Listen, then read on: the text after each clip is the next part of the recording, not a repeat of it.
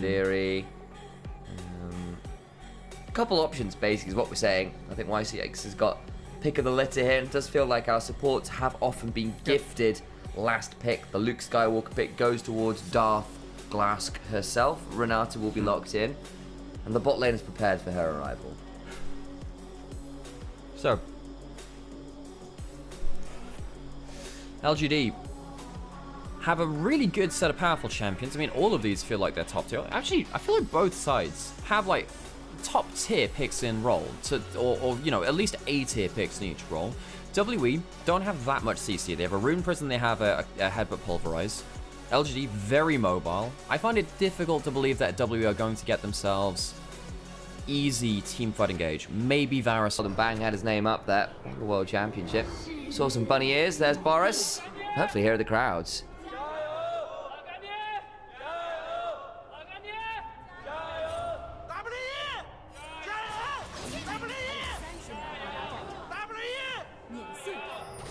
That is a strident WE fan chant leader.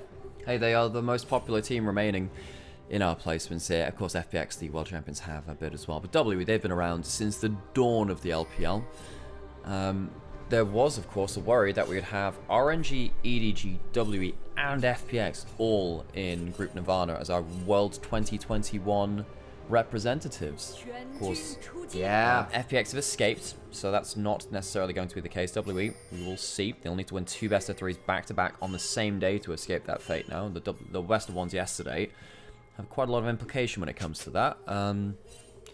Yeah. Interesting little note there as well. Despite running the Callista, the statistical modelling suggests, interestingly, W will have the better mid-game spike, and LGD actually better later on, which is not necessarily what I was expecting when the Callista's locked in. Varus, Rumble, Ride starts to get online in the mid-game, although he scales later. Yeah, Varus Rumble, I think, is really, really nasty at the 1-2 item spike. It is the Halo Blades going towards Lethality Varus. You only really see on hit with Lethal Tempo. Tatean going to be playing towards that longer range build later on. What we're looking at, the Halo Blazer still gives you a bit more lane priority, and you can get some autos out rather than just playing purely for the Comet Poke. Yeah, it allows you to play a little more all-in early on, headbutt away by Vampire, but the Callisto are getting priority because Alistair can't really do anything. Can't really do anything. It's Longhorn Alistair as well. He just goes. He's like he's cowboy Alistair. He's traitor to his people. Yeah, about to say there's some real questions about that. What has led you to the ranching of your people, Alistair? You know, it's like a gingerbread man living in a gingerbread house. You know, is he made of house, or is the house made out of him? He screams when he does not know. Would you be made a house, or have a house made of you, Alex?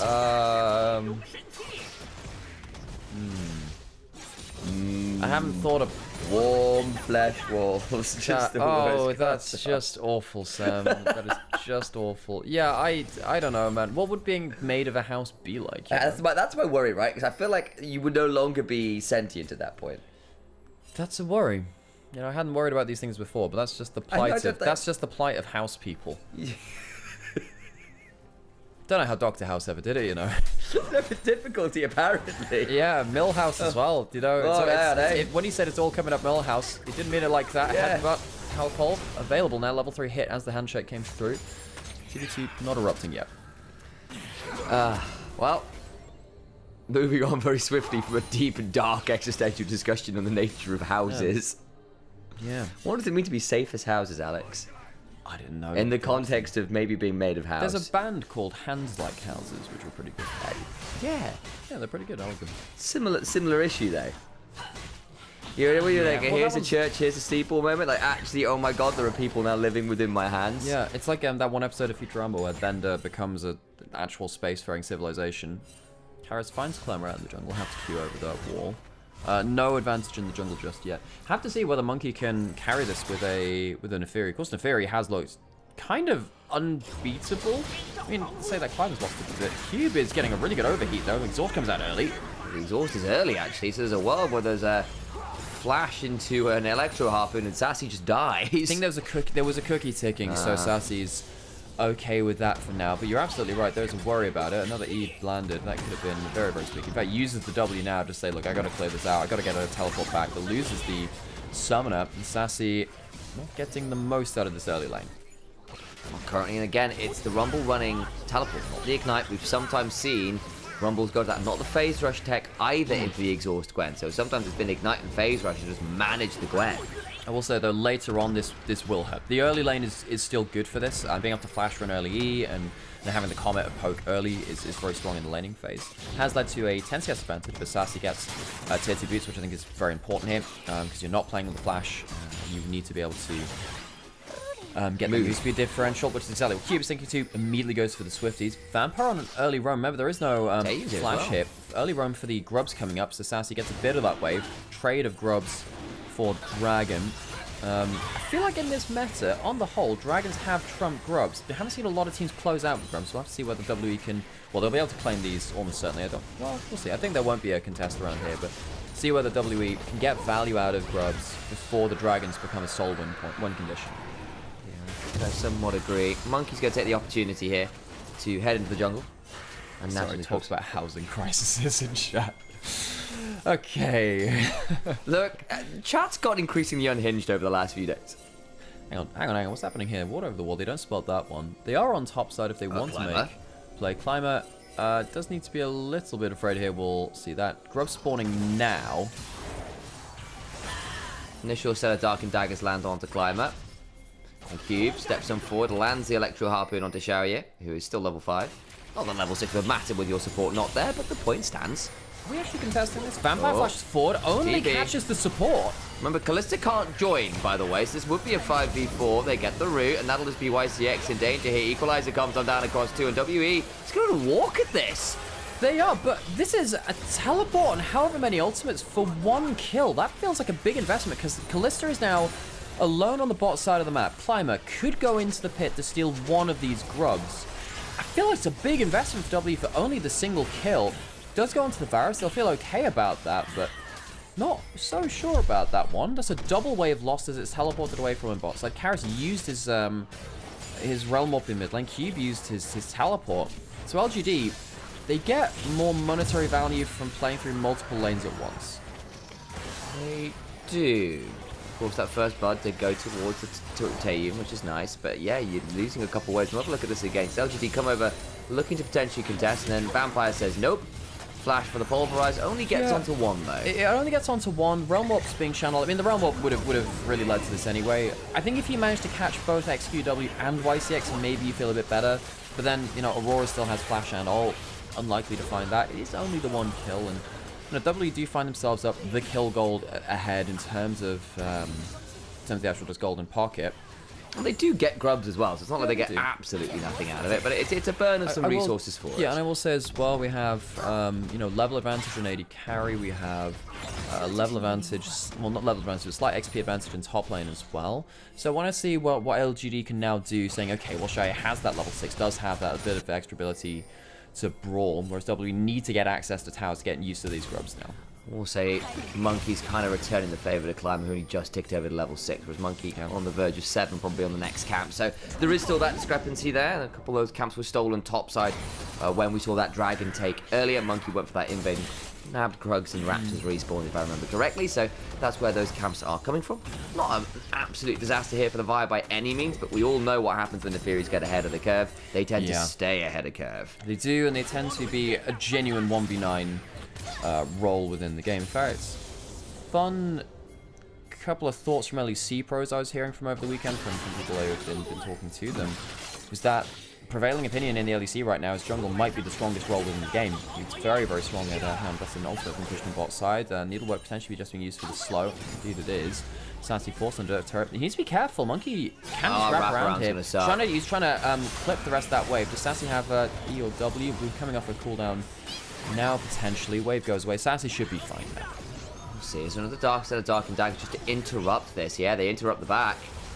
They do. Is anyone going to roam down? All right, left end of the turret now. Well, no. Well, he could have teleported away from the play, choosing not to. He's teleporting now. Says, all right, I'm not getting out. Let's get a teleport back to something. Or the teleport's back towards base, and WE will take the value that they can hit the turret, use their Grubs, and deny away from Sassy. Yeah, again, he wanted to come back to reset and then come back with the TP and not lose much. Unfortunately for him, that's going to be a little rough. But while all this is happening, hang on, the LGD losing their heads a little bit in terms of lane assignment, because Kalista was on a reset as well, which means that W get a couple of free lanes to push in. Ah, now we're seeing something actually happen on the other side of the map. I'm guessing this was level 6, level 5. We're saying, okay, Xayah managed to get good XP before this. Does he just die here? Did he just die for free? Wow. I actually missed that on the kill feed. Yeah. Xayah managed to get that kill with the XP lead that was gained for the Grubs. 20 CS lead now. That's a good start in Taeyun. We've been praising his Ezreal. Looked good on that, but this Varus having a bit of a rougher time so far. Some of that is lane assignment, some of that is map movements rather than just straight 2v2 stuff. But that right there, a little bit sad and hate. There wasn't even an R pulled by the Kalista. And this is why I was saying, well, you know, kill it, Grubs. Yes, but Xayah got a solo wave or two in bot side to get that XP advantage. And one of the reasons why Kalista is so good is being able to force plays when she's ahead of the game. And this is Xayah as well, a player who is a Draven specialist, loves that kind of thing, has actually had some pretty good games, honestly, this split. Is part of the reason why LGD even got to be in this stage in the first place, considering they had to do a bit of recovery, really, compared to Split 1. And the consistency we've seen out of Xayah, relative especially to what we saw in Split 1 and last year, has really impressed me. Once again, LGD have Grub Prio lower. YCX does not. He does have a cholesterol, so he'll be safe. Alright, so he didn't have that flash. A little bit worried there. But that is an ultimate for bit of a brazen face check. Dragon will go down easily on the bot side. Grubs have spawned, but now playing those Grubs without the Kalista ultimate feels a little bit more risky.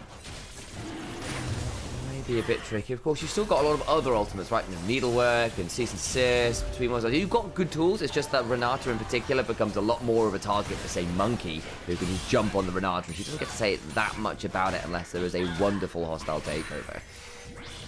Climber manages to get a camp takeaway or two. Be able to get the Krugs as Monkey already stole his Raptors.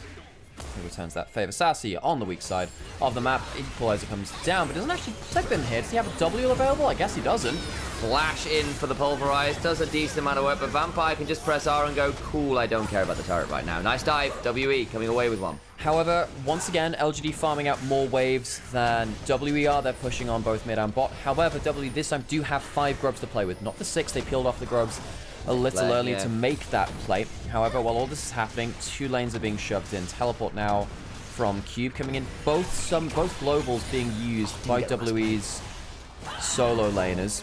But that means they don't have teleports to protect mid lane now, as another plate will go down there. So LGD lose another kill, but they are farming more waves at once. There we go. But that turret does still go down. That is that first turret marker. You did still get the plates there. That's pretty good value nonetheless. And they are up about 1,000 or so gold. So 1,500 actually we did say, as there is that Grub. Still in the pit. Do they not know? No, of course they do. Of course Surely they know. No, they know about it. It's just that they didn't want to waste the time to take it. And now, because the Neferi needs to be elsewhere, there's no value go towards it. You go to a jab of the Grub. The Bunta River Classic. I can't think of a better one than that right now. So within the Star Wars universe. Yeah, it's true. Got to keep ourselves constrained in some ways, otherwise there's real chaos. Grubulba? That's wonderful. Grubulba. Why do you bet on Grubulba? Because he always wins. Poodle, the monkey found me. Poodle. Monkey will finally return to this one, but only one is actually. He actually has time on the map to go and do so. So 6 Grubs over to WE, 2 Dragons over to LGD. Now, if WE can't actually close out the game, the Dragons become an issue, and LGD have shown that to be a much better win condition alongside a lot of the LPL. Only really our top teams using 6 Grubs to great developing top esports, BLG, IG. They use that very well because they have such strong solo laners. They play side lanes so well that they can get good use out of it. So now W will have to show that in some way. Vampire coming around for a hang on, does need to go into W. We'll be able to get up. We'll be able to get over the wall. Okay, he's fine. Yeah, he's not gonna get burst out. It does last a long enough time. If the Aurora ult lasted like a second or two, you'd maybe see that.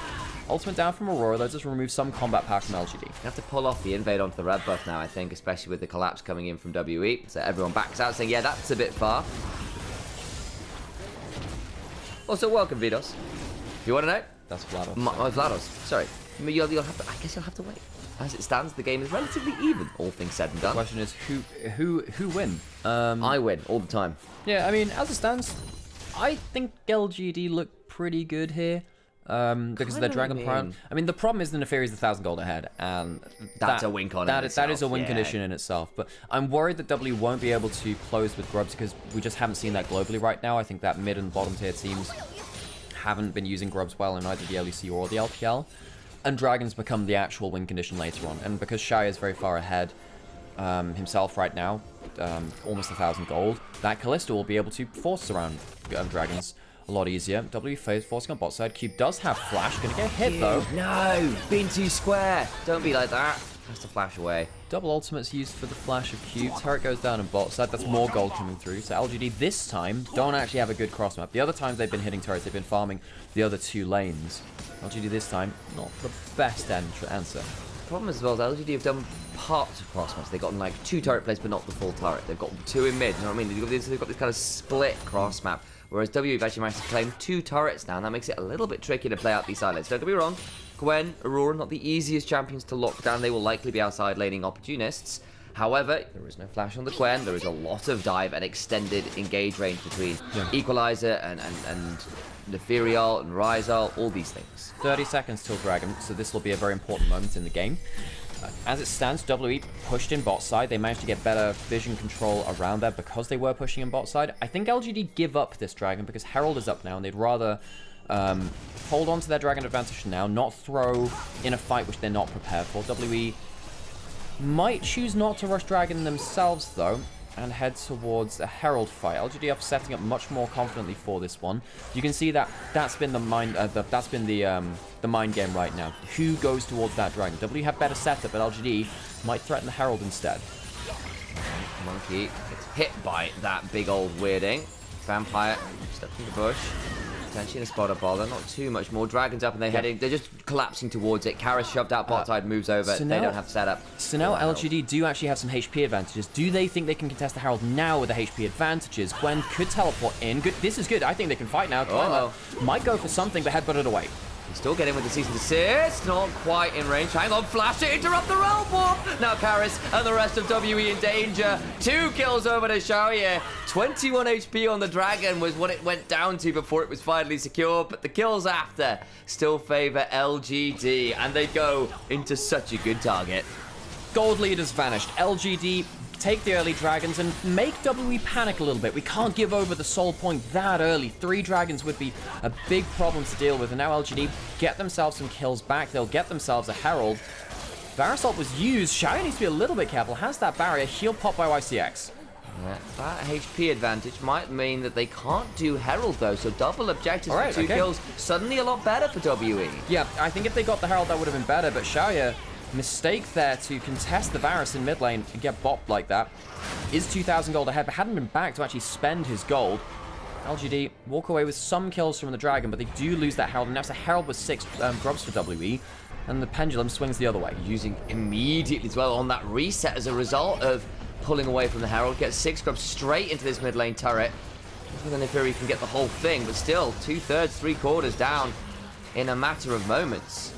I am surprised they didn't hold that for when they could actually use the 6 grubs to push that down more convincingly.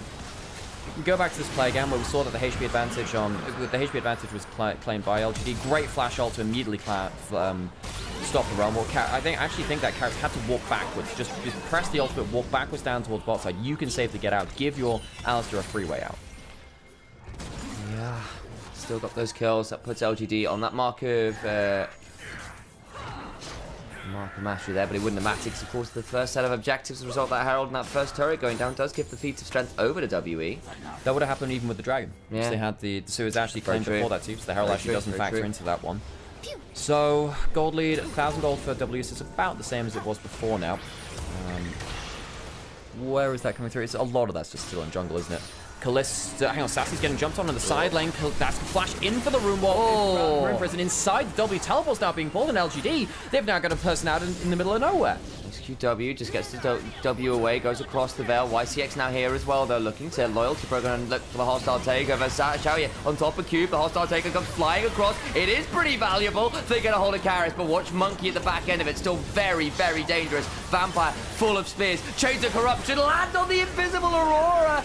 Carrier is dead as well. Wonderful fight for WE, and they can turn onto the tier 2. And LGD just teleport into the worst scenario. Sassy caught out again. This Gwen has not been useful, and WWE now finally get to pull ahead of the game. It was a bit would they, wouldn't they, in terms of their snowball. This will pull them into the first major lead of the game. W, huge amount of kills. Yes, Taeyeon was a little bit later to the play, but he managed to come in and clean up the rest of things. Sassy just not playing safely on the side of the map. He is technically on the strong side, but doesn't have the vision to play like this. This Gwen has not been impactful, and Monkey on the Neferi has been absolutely disgusting. Yes, LGD get a good wraparound outside of this after Monkey's kind of already come into the play, but he still has a reset on his ultimate. He gets some great damage down. It's not the best hostile takeover either, because it's not actually hitting people in the same line. Shaya really doesn't know where he wants to be and walks too close to the Alistar as well. Hops into the Varus ultimate. Had the flash, had the barrier. If he flashes out of that Varus ultimate, I actually think they can win this play. Can't do so. WE walk away with now a 4,000 gold lead out of nowhere. Great arm guard as well from Cube to get the Flame Spitter, sit in the bush, make life really difficult. And look, the hostile takeover caught 2, but it didn't catch Monkey, it didn't catch Cube. 1 for the Zonyas and 1 for just being around the corner. As a result, you're now in a position where LGD, despite looking like they might be in a pretty good position, fumbling multiple objectives now. Fumbling that topside play and leading WE up with something like a 4,500 gold lead. That is a lot more significant now, and a lot of it is in some very scary places. 2,500 gold ahead in the jungle. 1,500 gold ahead top. That makes life a lot more tricky. Atakan threatened here. Whether they'll full commit's another story. Yeah. I actually wonder whether LGD could sack this objective. They have the Callista, get the Rend onto the Dragon spawning in 20 seconds. If W go towards his Atakan, they will be late towards a play on bot side. Maybe Realm Warp could change that a little. But LGD, I think they shouldn't be playing around the Atakan. While they're going for this anyway, they see the HP. Climber's going to get denied though. They'll try and jump onto YCX. That's not fantastic. Climber's going to die. Nowhere to go. Xiaoye flashes out this time. But to what end? There's a Hound's Pursuit. YCX will die as well, and LGD fall by the wayside. A triple to Monkey. And XQW is the only one who survives. LGD walk into an area of the map they're not set up for, and they give up their chance of maybe going for the Dragon afterwards. WE, really good pounce onto Climber to stop the jungler getting anywhere close to the objective. And it really is this Neferi which is making the plays. Again, 5-0-6 on the Neferi. Monkey having a great time of it, and LGD will be wondering why they didn't ban this champion, which is so powerful in the LPL. And it's the Vi as well they pick, which is notoriously not been great into it. But have a look again, because they spot this out, and then Climber, pulverized, headbutted back into the enemy team, immediately roasted. Bailout can do nothing. It's a great pick-off by Vampire there, actually. You know, the flash over the wall to get onto him, headbutt back into the team. This is why we don't want to see him on the Karma. He's much better on the engaged supports, and stuff like the Alistar makes a lot of difference to him as a player. He's struggled off of these champions. At least he gets some value in picks like that, and that could be game-changing. And credit to Vampire, nice set of plays there. That is really, really important. I think especially for a player who has had a lot of conversations about his level, about what he brings to a team and what he doesn't. That is one of the better things he does bring to a team, and that's a really nice play that deserves shouting out and appraising when it's there. So Dragon's going to go down. LGD will have to watch that one go away, even in Dragons now. LGD, I don't know. I don't think they should have gone for that Atakan. I think that Atakan was never going to be that. They hadn't got that set up. And now a WE to walk across map. Of course, remember, they still have 6 grubs. They're very happy to walk and hit towers. LGD, if they're cross-mapping, this tower's going to go down in a single wave. XQW can't clear this one out. Vampire warding them off as well. 2 lanes being pushed in with W with those grubs. Gwen's trading at least somewhat, but look, Karis on the other side matching that, and there's no way you're going to be able to do it. That's actually the Between Worlds kills off the dogs of Monkey at the very least. They do get rid of that wave. Equalizer now comes on forward, lands onto Climber, but the Chains of Corruption still landing, have to be Mikhail's away. Done so. Monkey deep in the pit though, needs to try and get out. They've still got a that was a failed flash from Climber. He just tried to flash for that Q. As we were talking about the map state, that could have been a pick to get rid of at least 1 withdrawal, not able to do so. So it's a trade of 2 turrets for 1 as LGD get the inner turret on the top side. Karis and Cube both flashed. Actually, sorry, Karis' flash just came back up, I apologize. But Cube did flash out of turret aggro as well, so there is that. Yeah, but I think Climber sad to miss that pick potential. Would have allowed them a little bit more space on the map. LGD not playing very well towards their map state. I feel like WE have punished LGD for being a little bit lackadaisical. Now we get the Realm of right on top of XQW, and Shaya, no, Shaya, you can't walk there. Where do you go? Awesome realm warp by Karis. Picks off both carries at once. XQW gets safely out with the W, but Xiaoya not safe at all. Damned if you do, damned if you don't. Monkey was coming from one angle, the rest of the team was going from the other. Really heads up playing. Now Karis also insanely ahead right now. 2.3k. Interestingly, that top lane 1.5k did switch, but that's because Gwen just picked up 2 turrets in a row. They see them just around the corner, so Monkey and Taeyun head one way, Realm Warp the other. There is literally no direction for Xiaoya to go that would keep him safe. Really good angle in from the Rise there to pin them between the rock and the rune place.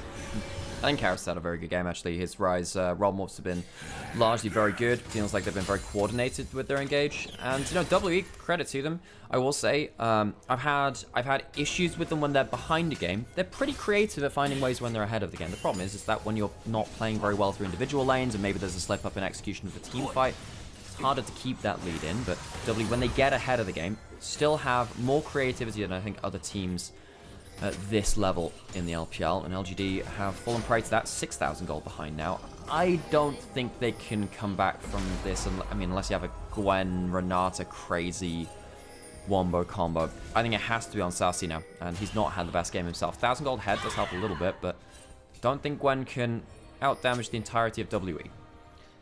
They're hanging around in the Raptor pit. It is the find deep flank and try and make it work angle. Taeyun, though, with this additional edge of night, not the easiest target.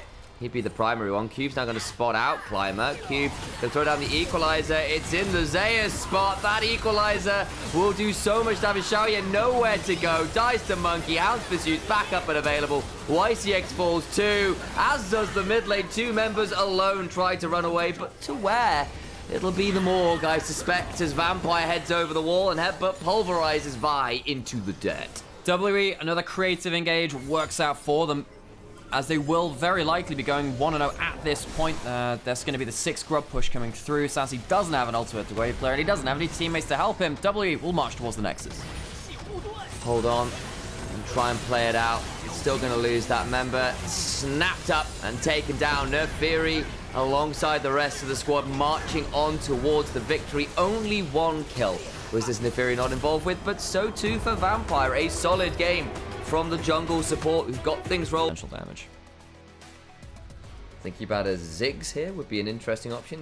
We've got some AD with the Aatrox Viego. Of course, it's all melee range, which can sometimes be a little problematic, but still going to lock in the Ziggs nonetheless. So big AoE to kind of help set up theoretically for that first kill, that first reset that WE do need to get a hold of to get their team fight rolling. All right, so I think LGD have a lot of issues in this draft. I think that having the Azir and the Ashe versus Talia and Ziggs means that they don't outrange. They can't dive in that easily with the Azir.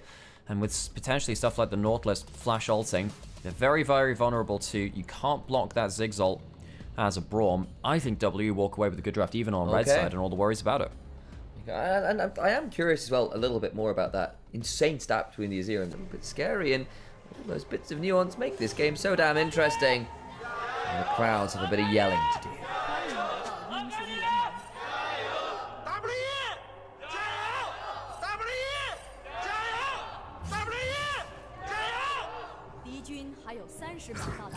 What a go. Leading the chance. Bit shy on chance yesterday. There you have it. LGD somewhat favoured throughout the game statistically. But I look at the actual team comps and I think, I wonder if that'll actually stay true. The question in chat, a couple of things. It's not fearless. It is fearless. It is, which is why we don't see the Neferi or the Rumble or the Gwen from the game 1. Another question as well. If W doesn't get resets on their champs, is that just GG? Well, I think there is something to be said about that. However, it should be pretty achievable on the whole. The Shin's out, yeah, a bit harder to kill off because the Talia and the Ziggs are unlikely to get good damage against them. Bomb does get the show yet. First play of the game. Hang on, Monkey's going to walk around here. Vampire can get Oh, boy. Braum missed the Q as well. Oh, Shaya's in danger. And he cancels so many ults with that Xayah. Doesn't even turn and fight. Has both summoners. Flash can't quite get the staggering blows. Heal flash blown. I mean, Xayah cancels 3 autos. YCX misses his first Q. I think LGD are tilted. I think they're tilted. This should be a winning bot lane, but they do go in with an early invade. Very early on, the Q cancels the reset. It cancels the reset. It's not about killing. It's about canceling the reset because now it's a full wave going to be lost. by Shaya. Does he need to stick around and use his barrier to absorb the XP? No, he needs to go back. Well, I mean, he could have done. That's why I'm asking, right? You could have just used that barrier to absorb some XP as it crashed in. Not the case. And Monkey, Taeyeon, and Vampire just look at these two walking and say, yeah, you got a Braum level 1. That doesn't insta-win you a 2v3.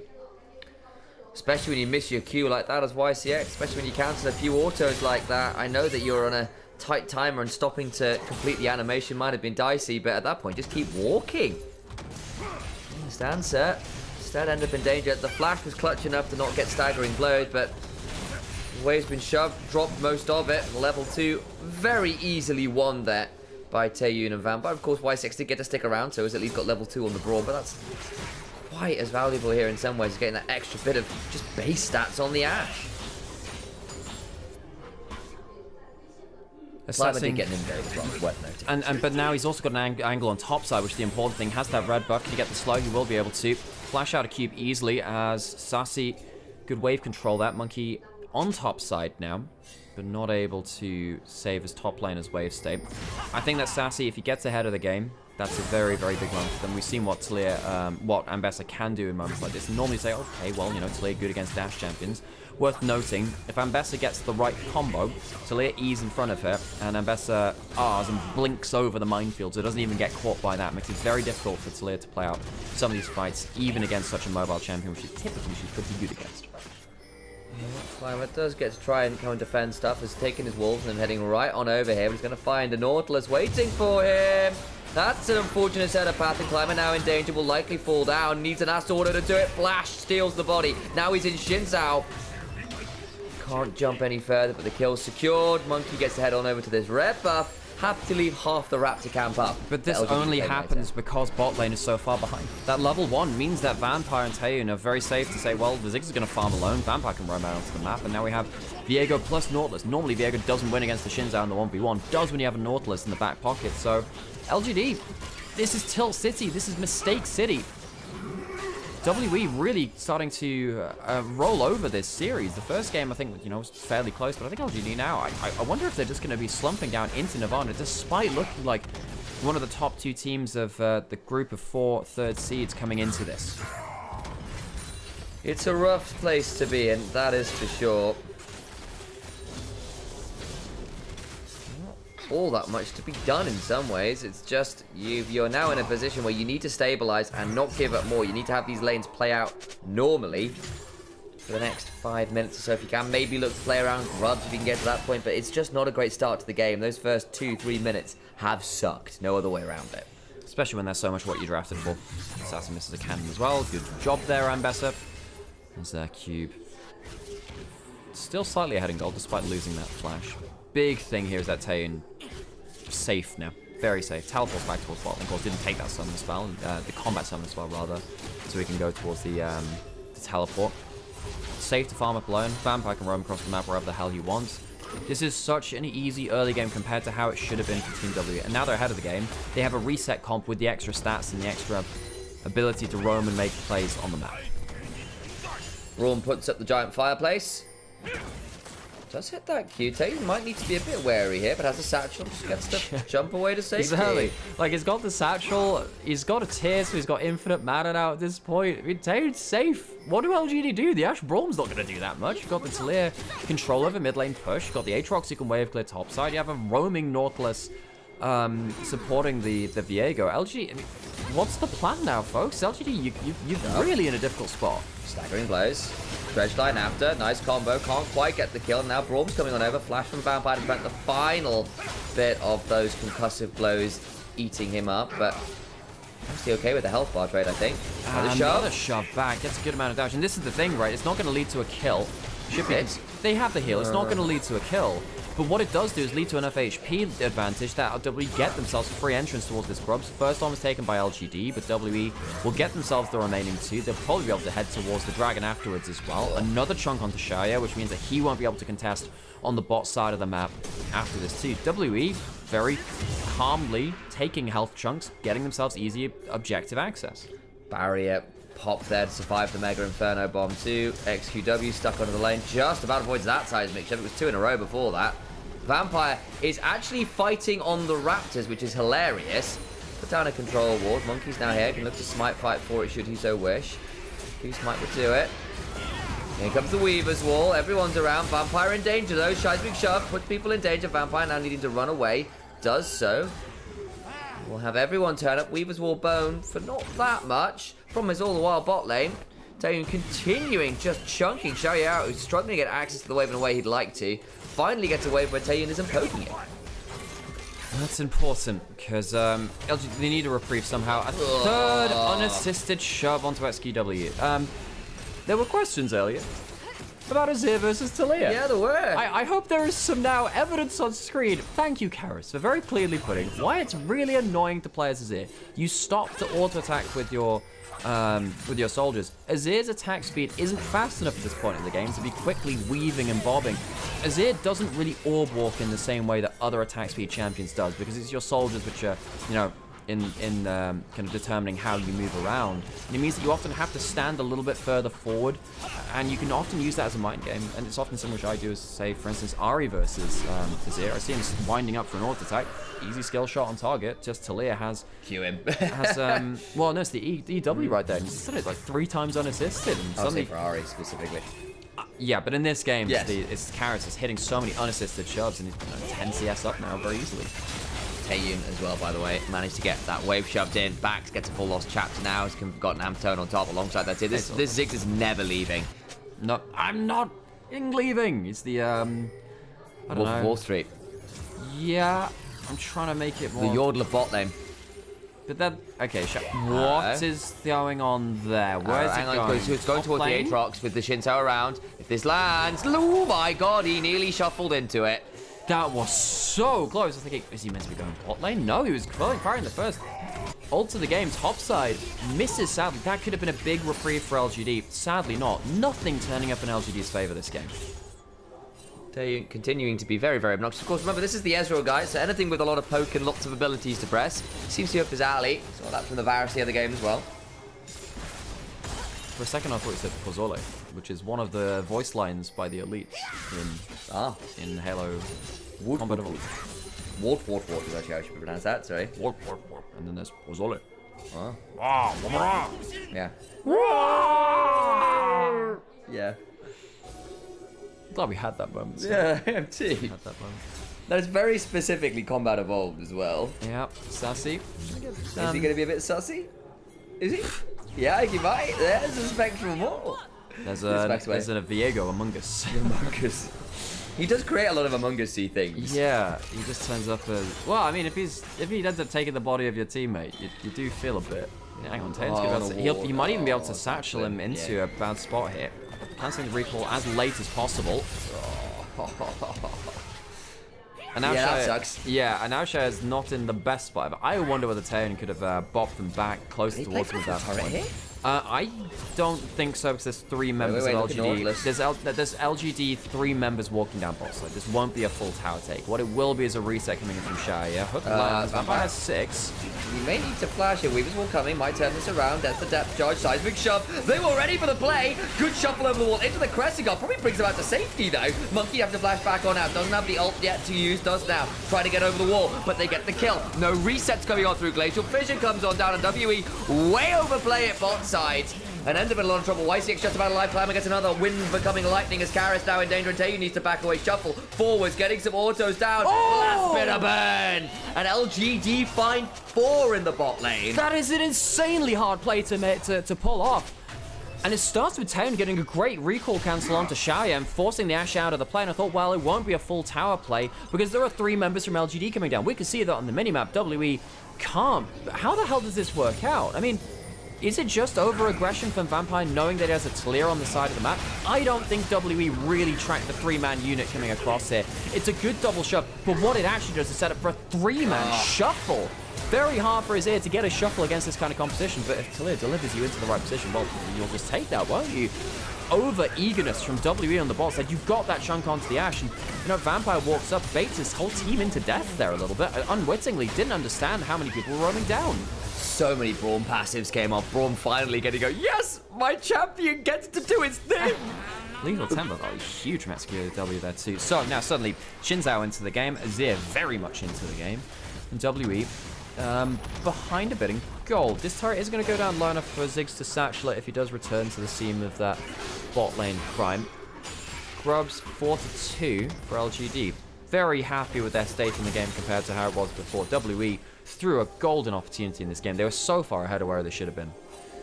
And the gold goes into some of the worst places it could have. This Shinzao, who needs to be a lot of the front line this game, now very empowered. Has the Sundered Sky, building towards a little bit of armor here as well, probably for some, potentially some steel caps, which is interesting because there's a fair amount of magic damage too, but deciding that value pretty good this game. You're then looking at the likes of this Azir as well, who, as we said, not a fun matchup into the Talia nominally, but now has the Nashers, has a bit more of that attack speed, so less locked into those unfun auto animations. And now this is the point where the Azir can potentially pull ahead of the game in the matchup and in terms of just generally. You're a Nash's Tooth Azir with 4 grubs and a bit of free round on the map. You've ended up pushing back WE from their early aggression, and now you can play to get a 0 onto side lane turrets. That's something which Talia can't do in the same way. Is that another recall cancel? It was. Xiaoya really struggling versus Taeyun in the 1v1, who's, you know, for all the criticism this player had in the LCK, LPL, for this level of play, has been doing well for a bottom tier, or like the mid-tier LPL teams. I think that's fair. Karis needs to be very wary there as XQW gets a wonderful shuffle. Here comes the rest of the team, but the Glacial Fissure denies a response. Teleport now flying on through, leaves LGD very deep. Heartbreaker comes on down, Arrow is wide. Monkey dies as well, though, before the resets can fully come on in. A 2-for-1. You take that. And no reset for Monkey. No reset there, so your jungler's off the board, as is your mid laner, and we were saying, hey, SQW going to be really good at playing around these side lanes now, which Talia can sometimes struggle in. 700 gold up ahead of the matchup. Sassy with 4 grubs on the Ambessa can start making a mess of top lane. Xiaoya's pushing in mid lane. WE overplay on bot side. They probably still get first turret in the bot lane itself, so they'll get that towards the feats of strength, but LGD very happily taking a play there, again, to get a lot of their members across the map ahead. They do. Sassy still shoving up topside, no one there to clean it up. Mid lane, Ziggs finally returns. In a decent spot this game, but again, we're looking at this and XQW just go, cool, your minefield is down. Not good from Karis. We saw this in the Ultra Prime game from Karis too, where he's playing the Slayer, uses the E against the Z on the side lane, where he wants to use it to clear the wave.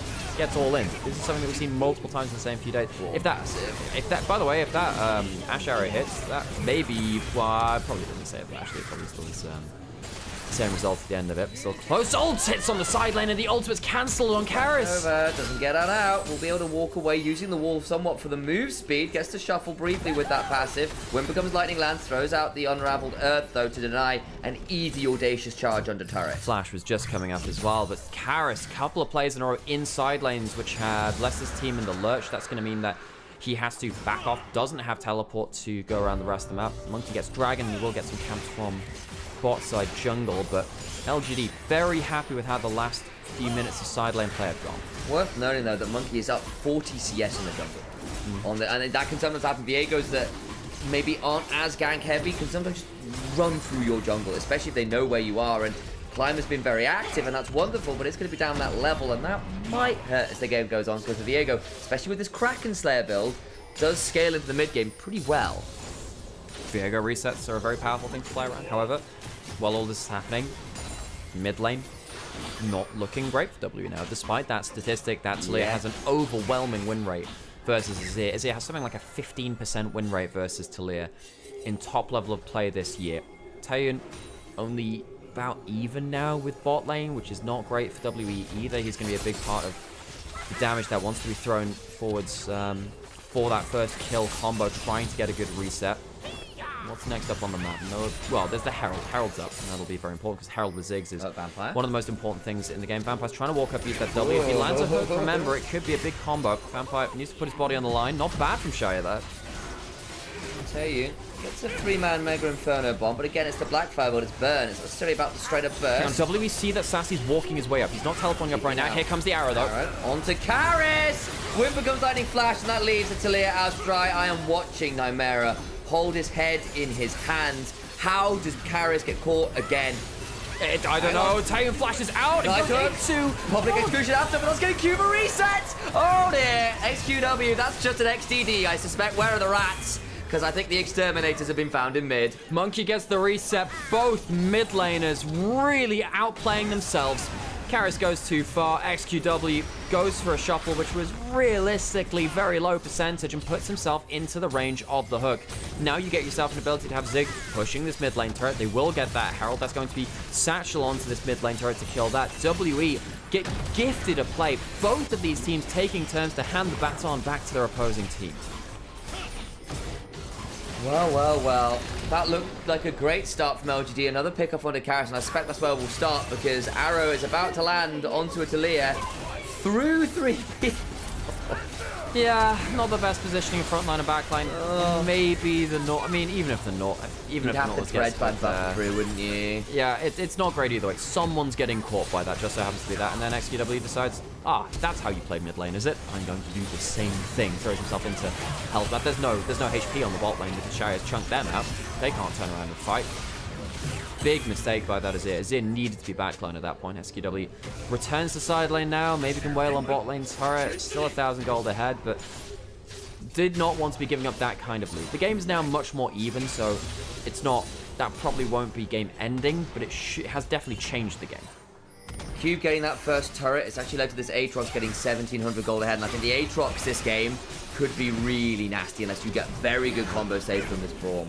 You've got Monkey, who's ahead of the curve now. He's now got that second item complete. It's now 50 CS ahead in the jungle. This bot lane Taeyun on the Zig still being really obnoxious into the Ashe. Not that much she gets to do. As you said, it's an outrange matchup. It kind of sucks for a champion that normally wants to be oppressive herself. Arrow going forward. Karis escapes the shuffle as XQW shorts that a little. XQW now going to get teleported and doesn't have his E. Cube is here. Monkey and Vampire looking to get onto XQW, sorry. As I need to get my letters of the alphabet in the correct order. Goes down. Nice pick off, and WE back into a winning position after fumbling some stuff in the early stages of the mid game.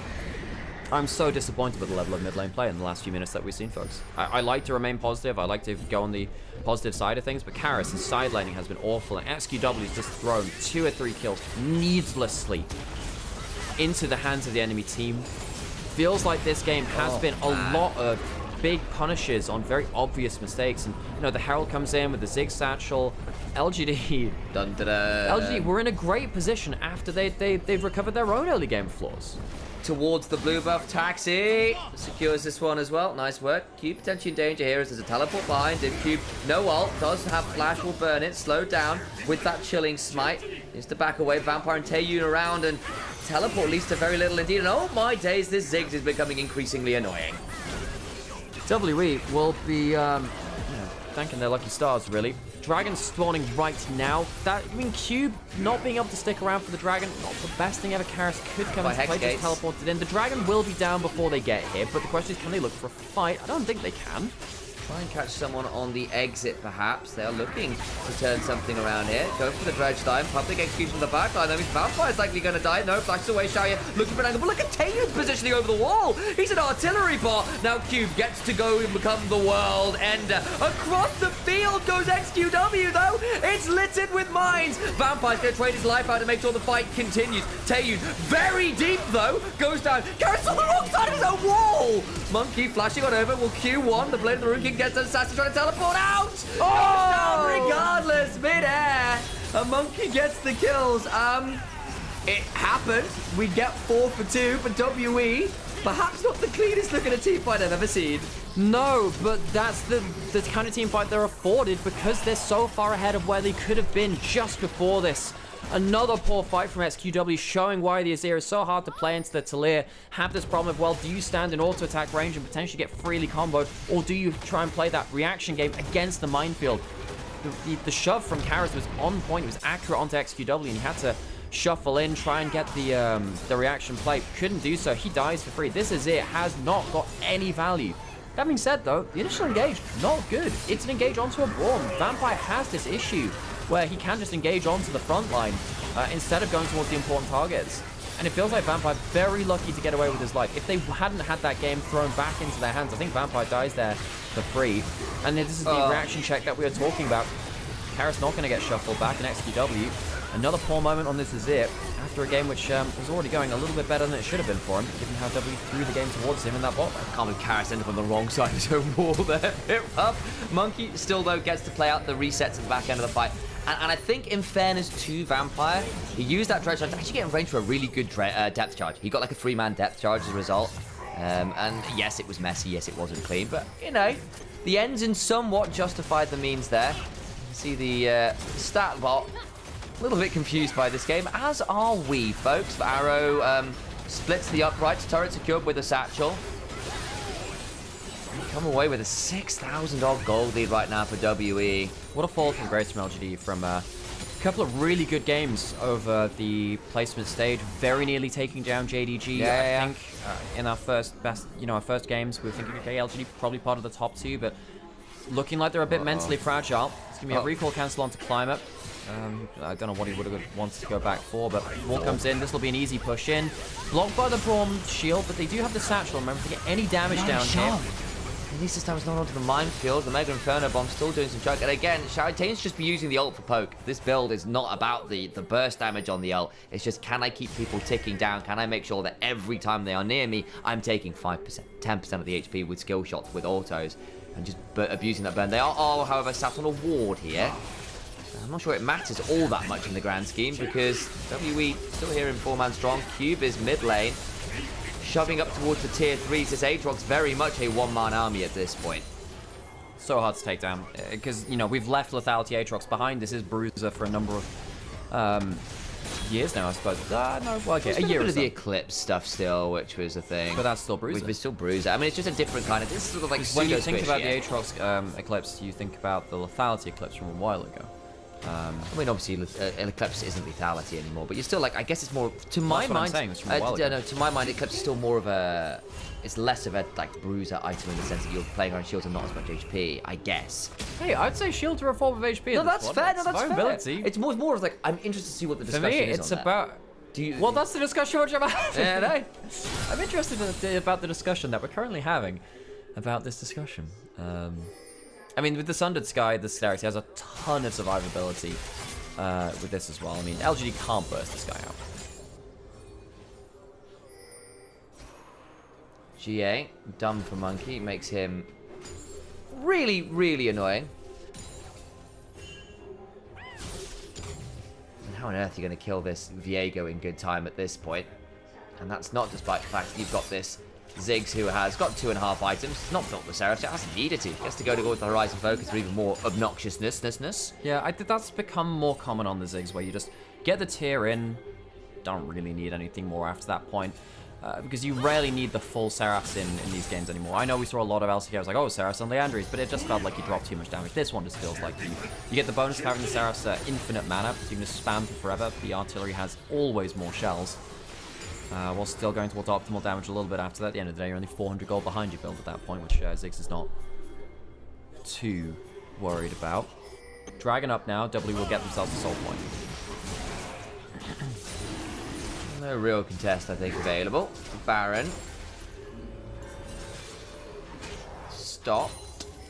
Some wars going on down. I think LGD, if they are going to play around, it might have to be a bit of a Baron flip and try to get some good setup there. I mean, like, they've at least got a couple items on various members. Ult used to scout there by Taeyun, just in case it was set up, just because they'd lost vision control down there.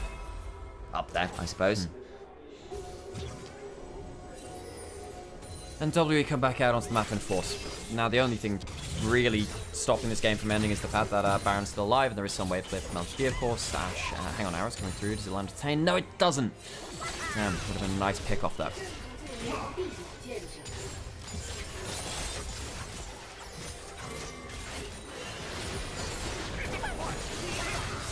Get a bit of a fight with the Vampire, actually, doesn't it? Flash away. Climber, hang on, finds an angle. Vampire gets a decent depth charge, though. Shield in the Mikhails allows him to take the turn around and say, look, if I die here, it doesn't matter all that much. We just need to keep the fight going. Climber dead. Body available to be stolen as Karas has to go golden and flash away. Does stay alive. YCX needs to run away. Will not survive. Another body. Braum passive available for WE. Now his Q plunges over for a Darkin Blade. Mega Inferno Bomb ensures the burns keep rolling. Sassy tries to find an angle and cannot. Triple kill to Monkey, who sees and does absolutely everything he needs to this game. The resets are disastrous for LGD. We knew that it would be very difficult. Viego got rolling, and indeed he does. Satchel, Taeyeon doesn't even need to come over and kill the Baron. Walks over and satchels the top lane in a turret. WE will be very easily taking a victory lap in this game now. Get themselves more gold, get themselves more Baron. They'll reset, come back out onto the map, and force LGD into Group Nirvana. WE very likely with this game ending in their victory will go into a final deciding best of 3 against Ultra Prime after this. Climate goes very, very deep, and this is okay, but then the Taliyah ult comes in and forces SPW out of auto-attack range. He doesn't get the continued DPS. Karras puts down a great minefield, and SPW's damage just falls off a lot. Doesn't manage to get the big shuffle in the middle of the play, and it means that, sadly, Monkey gets a lot of resets onto LGD kind of for free. And Cube just gets to walk on forwards and be really annoying. Gets another one there, and there's just bodies galore wherever you look. Sure, you got a couple back, but it's a bit too little. It's very much too late. Dragon spawning in 2.5 minutes. Baron on the backs of WE. And this game is looking pretty doomed. There's a single Raptor remaining, keeping that camp up and alive. That's a bit sad. But does it really matter at this point of the game? I think not. I thought you can't. I thought once the big monster was down, not with Raptors. They stay up forever. Really? Same with Wolves. It's the one on the other side of the game. Maybe it's the Krugs which is the Krugs are the one, yes. I thought that it was once you killed the big creature, they only stay around for like 40 seconds. We don't see it abused as much as we used to, but it used to be one of those things we used to go in and leave a single Raptor to really screw with people. An awful lot, yeah. Cam clears. But these days people say, look, I'd rather clear it so I can steal it again if it respawns. Okay, so victory lap for WE in progress, so far ahead of the game, and it's not like the other team has a miracle win condition like resets for themselves. They just have to somehow grin and bear it, sadly. Arrow hits onto Monkey, who has QSS put onto him. WE walk forwards. What do you do as LGD now? I mean, you probably sit here and lose is the honest answer, but we're looking for a silver lining. It's maybe hold on, don't give up too much here and try and play around a steal for this dragon. If you just trade Climber for a Hex Dragon, you can buy yourself another 5 minutes. You've got enough wave clear around to potentially deny anything post the Baron buff. The problem is with the Baron buff, you can just do this. What do you do? Climber's going to throw down a Crescent Guard, but to what avail? Vampire kind of low, but Mega Inferno Bomb comes on down to extend the play and force further retreat from LGD. Death by 1,000 cuts and a lot of artillery. God, Taeyeon is so strong. So much damage once you build up that death cap, even if it wasn't there before, with the slower burn build of the Blackfire Torch. And now the terrifying thing about that is that if you manage to get, a good spread across the team, you get 4% per burned target, and the death cap amps that up even more in terms of the AP, of which the ratios on Ziggs are very, very strong. If that wasn't scary enough, Hextech Soul potentially in their pocket in just a minute.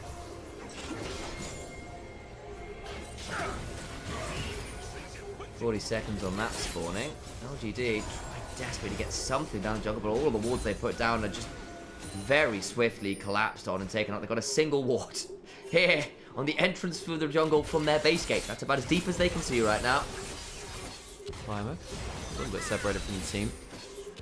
No flash on his ear for a Miracle Shuffle, no flash on Shaya for a disengage. WE, they have everything, don't they?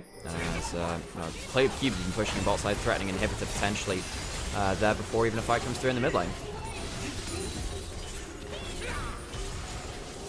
Hope begins to fly, and this Ziggs is just a one-man angle as Cubes managed to get behind everyone. Can look to go over the wall. There's a public execution to try and deny him, and that's actually left Cube in a pretty the shuffle! And the shuffle keeps Cube safe. Bang on, Showy gets to kill him. Finally brings Cube down. SQ has gone gold, but I don't think he'll keep him alive. Showy in a decent spot to keep firing, but he's just not got enough in the tank. They got Cube, but at what cost? Monkey gets the resets, and the Viego delivers his team towards a final best of 3 of our last chance qualifier for the playoffs. WE 2-0 LGD, who came in, I think, as slight favorites, and they'll face Ultra Prime next. There was a world where we wondered whether WE was the worst team in the league. Categorically now, they are not. The last chance qualifiers still has them in it. They play up against Ultra Prime as they send LGD down to Nirvana. That's our first bet. Very easy poke lock-in. You can play for long range, lock in your Swifty boots, and then just play from a very long range away with Ghost Blade and just run away from the likes of the Gwen or the Rumble trying to move speed their way towards you. Taeyeon instead will lock in the Corki himself. Little bit of a range discrepancy bot lane, but of course Corki with all of his AoE is still very good wave clear. So should be an okay matchup there. I think WE wanting to get brawling at probably that kind of, I guess, 2-item-ish mark when you've gone for the Rise and the Gwen. You do need a little bit of time to get rolling. The Shinzao Nautilus will help, obviously. But looking at Ultra Prime, it's like level 6 comes on through. Yeah. Oh my. Yeah, I think they spike a little earlier. I think they get outscaled a little bit. However, they do have really good range, and that can be the great equalizer topically. Boo. Boo. A touch more finesse. However, we'll have that conversation later because there's some gyos to get through. 来到英雄联盟。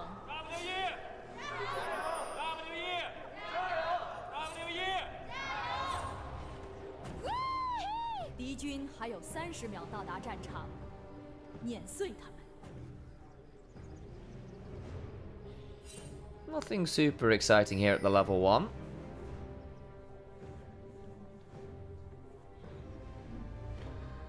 There's that mid-game spike from WE, of course, once those 2 items come on through, and then Ultra Prime later on, getting a bit of a statistical edge there, interestingly.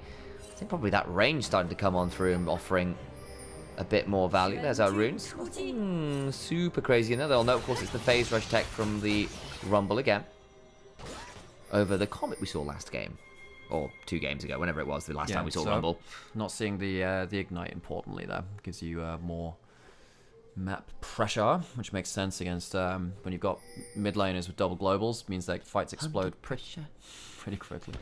Pressing down. I cannot believe that. Pressing Whoever it down was, like the Ice Baby song. I can't believe there's an extra dun dun dun dun dun dun dun in there. So it's not the same song. You shut up. It's exactly the same. But Vampire walks up with a W start using that shield. You do sometimes do that on the Nautilus to get good trade early on. It is the on-hit Varus, which I'm quite surprised at, actually. I don't really think you get much value out of that this game against Shinzao Ultimate, the Gwen W, Nautilus stopping you from auto-attacking. That's a mistake from Wacko for me. I mean, I guess what it does is, considering you have a lot of people in your auto range, theoretically, you could, I mean, Corki, Rise, Gwen, Shinzao, I guess are all shortish range.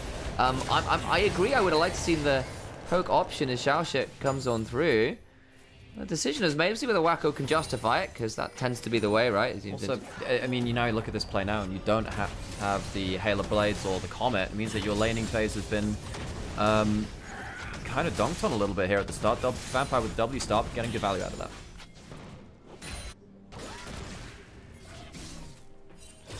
Yichen gonna look for a bit of shove on in, alongside Cube here, who's on that Gwen. Monkey, is he looking for the invade? No, he's looking for the wraparound gank. Saber's in danger here, has to be aware and flashes away.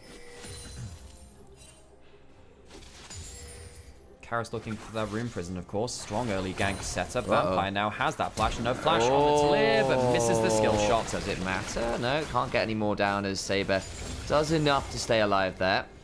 Does it matter? Yes, it does. Vampire wins the 2v2 in bot side, but doesn't get that much on that roam, sadly, which gives a reprieve to Ultra Prime. We did say when these teams fall behind, they can struggle. So missing a play like that could have a lot of ramifications. I think W really... I understand. Teleport into the enemy jungle already. Wow. Rise coming in. He would have reset through to mid lane anyway. Flat, good smite, though, from Junhao secures the buff. Does indeed. Gets away with the Vault Breaker as well. Doesn't have that much to lose, I guess, because the wave is already kind of shoved out, so can afford to make a slight detour, I guess, to the jungle to look for the play. Yeah, it's quite a common thing with mid laners when you get that. No, that's annoying.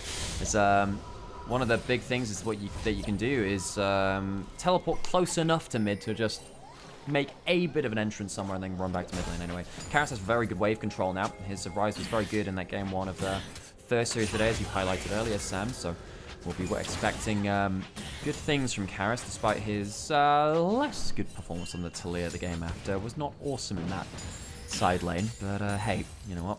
Can't win them all.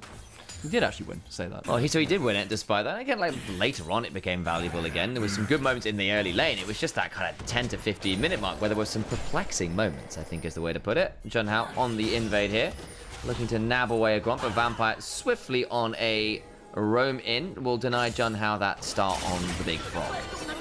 Go back to his own camp for the boss side now, has Corrupted Raptors coming up, getting his own buff earlier. Obviously very helpful. Junhao has typically had very good jungle advantages. When he's had Levi, when he's had Neferi, he does get several thousand gold ahead and becomes an extra carry, really, from that role. Keep getting a good trade here. Has that exhaust still. The early lane keep going better than it did for Sassy did in the same matchup in that first series today. Seems to be.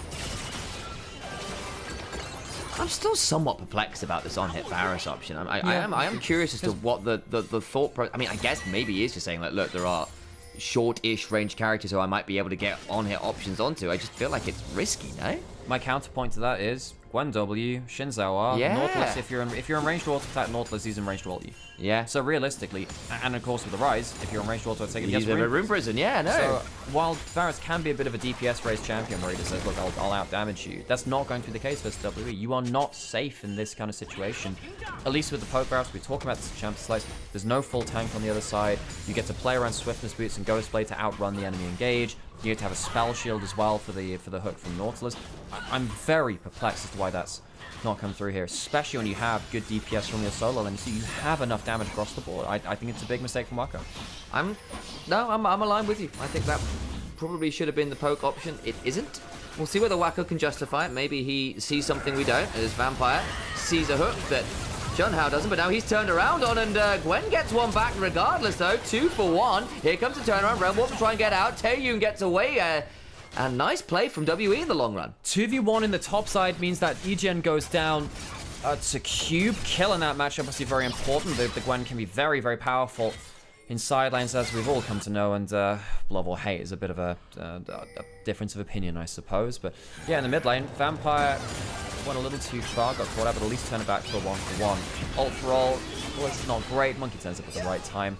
Maybe thinks that Monkey will be roaming towards mid lane instead of towards the top lane. I think as soon as the hook lands mid lane, he thinks, oh, Monkey will be there too. Maybe that's his thought process there. Doesn't understand that though. Tain does use the flash importantly. That could be something they could return to, especially with Vi's 6 coming up. Very much so. They've still got the cleanse, of course, but Vampire being down both some is scary, as well as Karis went looking for that flash in the Rune Prison, landed the Spell Flux, couldn't get the W afterwards, but Monkey's still here. Flash for the Audacious Charge, out comes the Unraveled Earth, still gets the shuffle away. Karis doesn't have the flash, and Saber gets to back out alive. Okay, he did have just enough mana. I was wondering if he wouldn't have enough for that. Level 6 from Junhao has flash. There's no flash on anyone here on the screen. Oh boy, remember they burned all their mana as well. This could get really ugly. There's no ult on Monkey. I think if he gets jumped on here, it gets dangerous. Goes Vault Breaking Forge, flash for the Season Desist. Karis gonna throw out what he can, but there's nothing left. Chains of Corruption, crash down into the arrow. Wako gets that one. Where does Karis go? Can he execute? I think he can. I guess Talia could ult TP over, out. but they've gone towards bot side. He will teleport out, so Karis loses the summoner instead of his life. Bot side of the map, Talia can't actually get towards the wave on bot side, so grand scheme of things, W punished for losing some summoners. W farming lanes better though, and that often is one of the big things that we track in cross-map trades. Saber, yeah, unable really to get to this lane with Vampire and Taeyun threatening. I think Vampire very close to 6 here as well. That depth charge be significantly threatening.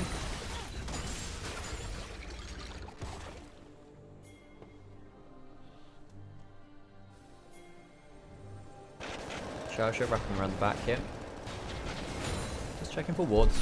Spotted, no play to be made. Game cools down just a little. 1,000 goldie for WE. Bot lane doing well. I think that Vampire will be using that as a platform to find those creative engages. Again, Karis, of course, with the Realm Wolf will be very important factor to track in that calculation too. Because it's not just looking for a flank. You can very quickly artificially make one for yourself with that ultimate of the Rise, which is one of the biggest things you track with that champion here. WE, I think, in an okay spot, so let's try. Need to do their best to not fall any further behind than they currently are. They are getting towards that first item spike, which you called out in draft as an important point of power, which I completely agree with. WE, though, have themselves some good opening and good vision control on the map to fight back against even the champion identities of the other team.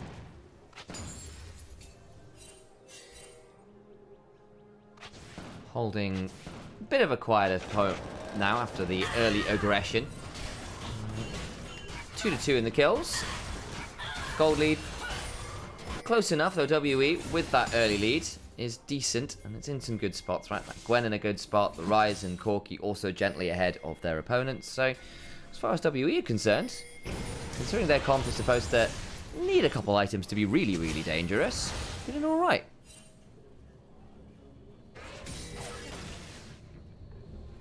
Grub's up in a minute. 3 over to the side of WE. Dragon traded for that earlier. Well, 6 grubs can be very, very dangerous, and we saw that earlier from WE. They actually did manage to convert 6 grubs into a winning situation. Cube does have level 9, and he has his ultimate. A little bit scary for Eugen. Flash coming back up. To save that. He'll want to recall, go back onto the map with as much firepower as he can do. Sundered Sky completed for Junhao. Of course, helped that he had that kill participation earlier. He's really ready to rock and roll. EGM will be teleporting back up onto the map. Doesn't complete the Liandry's, importantly. This time around, Monkey actually potentially found an angle jump on forward, but it's still going to be a 2v1.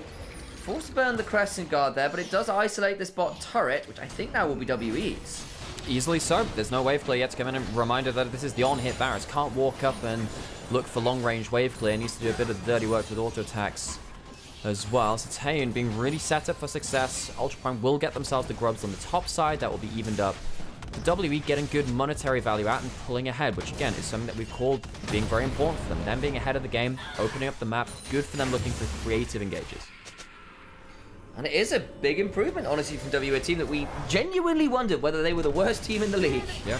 Right now, actually, over the last couple of days in this kind of last chance qualifier, turning up in a way that I think has been relatively impressive. Not always clean, but much better than the stuff we saw really early on in last split as well. All in now from Cube, looking for an angle onto Eugen, who's just going to die, I think, here. Gets enough of a slow. Flashes out, the exhaust comes on down just a touch too late, but no teleport, no flash, no ult. What is this Rumble going to do? Yeah, and use that ultimate while Gwen was still inside the W, so didn't even get the initial tick of the slow or anything, so a bit of a strange equalizer. Maybe could have just flashed out early. Surprised he stuck around. Now can't even use that ult to clear the next wave. I think the best way to get out of that is flash early, equalize the wave. At least you don't lose that much. And now Cube gets himself a wave to deny on the tower. No teleport from either top lane to go down towards bot side if the play were to erupt. Slayer can ult down, but will be spotted on some good wards coming from WE around that mid lane to spot the global movements. Extra plate for Cube, wave denied for Eugen, who's now down 10 to 15 CS. Like, this is a big old start for this Gwen, all things said and done. Dragon started up. Ultra Prime would like to get up to 2 dragons. I don't think they realize how much vision they're walking over. That's a good engage. Ult on Monkey is available, though.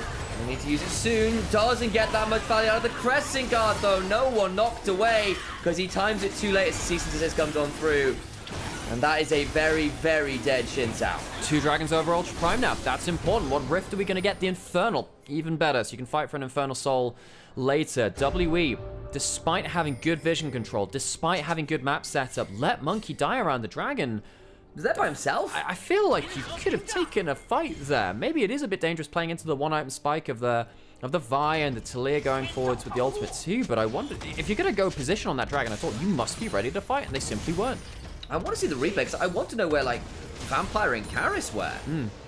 Yeah, no, I mean, Vampire was a little bit further into their own jungle. Taeyeon, not sure where he was on the map at that point. I was looking mainly at the vision control and seeing if there was any aggressive options for WE. Not the case, though. Junhao gets himself another kill participation, slightly ahead in the jungle match. Of course, gold lead's still over towards WE. No objectives up for a little while, so we'll get a bit of time to think about the vision control being changed around, some entrances into the next objectives. And that dragon going down as well, because they got an early set of grubs as well, gets them the feats of strength. Yeah, they also had the martial mastery, so I know it's a little thing, but those are often pretty good markers. It was that kind of conversation right at the beginning of the year going, oh my god, these feats of strength are so broken, look at the win rate when people get them, and then just kind of like unobfuscate the numbers and goes, guys, these markers, even without the boot upgrades, already gave similar win percentages in years gone by. Getting first 3 kills, getting early objectives really does affect the win chances in a game. It's like 70% win chance. It was a case of, yeah, kind of false positives, right? Where if you're ahead of the game, you get the feats of strength. But if you're ahead of the game, you're more likely to win anyway because you were already winning. And then, of course, the boots got nerfed into the actual upgrades themselves. The way I consider them now is a little bit like Ornn items, where at the end of the game, you can upgrade an extra 750 gold to get boot upgrades so the other team don't have access to. You have your upper cap of scaling is increased just a little bit. And that can be very helpful, particularly when you've got stuff like the Swift Marches, which give you raw move speed, which is very, very powerful. Chain-laced Crushers. I believe it's Crushers. Little Crushers. A little Crusher. To make your feet feel great. That's a very British advert from... No one's going to know that unless they've seen the bizarreness that very was the strange. Crusher ads. Well, they were kind of early on the Cats Are Memes hype train. That's very in true. the early 2000s. They really liked that. Icon has hamburger. I can have cheeseburger, Sam. Sorry. Yeah, it's been a while. Chain-laced Crushers, that is the name. Yes, no, I don't know why I was second guessing myself. Maybe it is the... Crusher, really the precursor to pill, if you think about it. That milk, that you know, that milk-based alternative drink. To make you feel very ill. It's not good. Don't drink it. WE, 2,000 gold lead. Herald spawning in 20 seconds. A lot of that gold lead, of course, coming from plates sent from the first tower they've taken. Ultra Prime need to be afraid of giving WE good vision advantage. Chance of a fight erupting here. Monkey not forced back here. Could go for a bigger fight. What's happening right now? Cube comes skipping and slashing into the mid lane. I feel like there's a horror character with Gwen's design out there at some point. Like, oh yeah. You're a shy, a full-on psycho smile and a lot more blood. I mean, like, creepy psycho. doll has always been a thing. WE get themselves onto the Herald first. Stun. Shaosha is in a lot of danger. The equalizer after is pretty solid though. And now the cease and desist comes on forward. Monkey finally gets the Crescent Guard off, but needs to audacious charge back towards the Herald. Junhao looking for a flank angle on in. Has got the Vault Breaker to work with. Health bar's not fantastic for WE here. Oh, and the Herald's very low HP. Do you go for a secure? Junhao gonna go over, hit the iron, look for it, he gets it. Shove. Monkey's in danger, gets the Sundered Sky healing, trying to get some more work done as the Hallowed Mist comes on down. Everyone's flashing everywhere. What is going on? Tayu needs to flash cleanse away. Seismic Shove! Brings Ice Toboggan Corky down the wrong track. Team World Elites, World gets rocked. Ultra Prime get a great turnaround combo. Vampire sadly goes for something which we've seen W do a lot. Just hook the first target, it'll be fine. If you're hitting the front line, you're not hitting the back line. This is W when they don't have the creative engage. It's not good going into the Rel, which gets the aftershock early. Even though they die, means your cooldowns have been used on bad targets. They do get themselves the great Varasol, the great equalizer, the knock aside of the file, puts Karis into the extra burn there too. And you don't have the cooldowns now to really fight back in the way that you would have wanted to. Very surprised that Ultra Prime managed to find a fight like this out of nowhere, despite being going into the Fog of War itself. And a great secure by Junhao makes this even harder to swallow for WE. Some really nice seismic shoves there, got a lot of value. The flash away from Karis, not enough, and then Taeyun flashing as well. That is all of your carries basically burning flash. Vampire alone holds on to that summoner, and Cube never had one to begin with. Herald wasn't... It was picked up. I was thinking, where the hell is it? It is here now. I was like, it's not in the inventory, and I don't see any tower HP being down. And then it turned up exit into station left. Gonna try and get a knock. It's almost a Shaosha. What was that choice? And now the crash down comes on through. The Crescent Guard back will deny the biggest Magnet Storm of all time. Somehow redecorate the weather. The equalizer after though. Burn surely enough, and the piercing arrow comes on through. A triple kill for Wacko.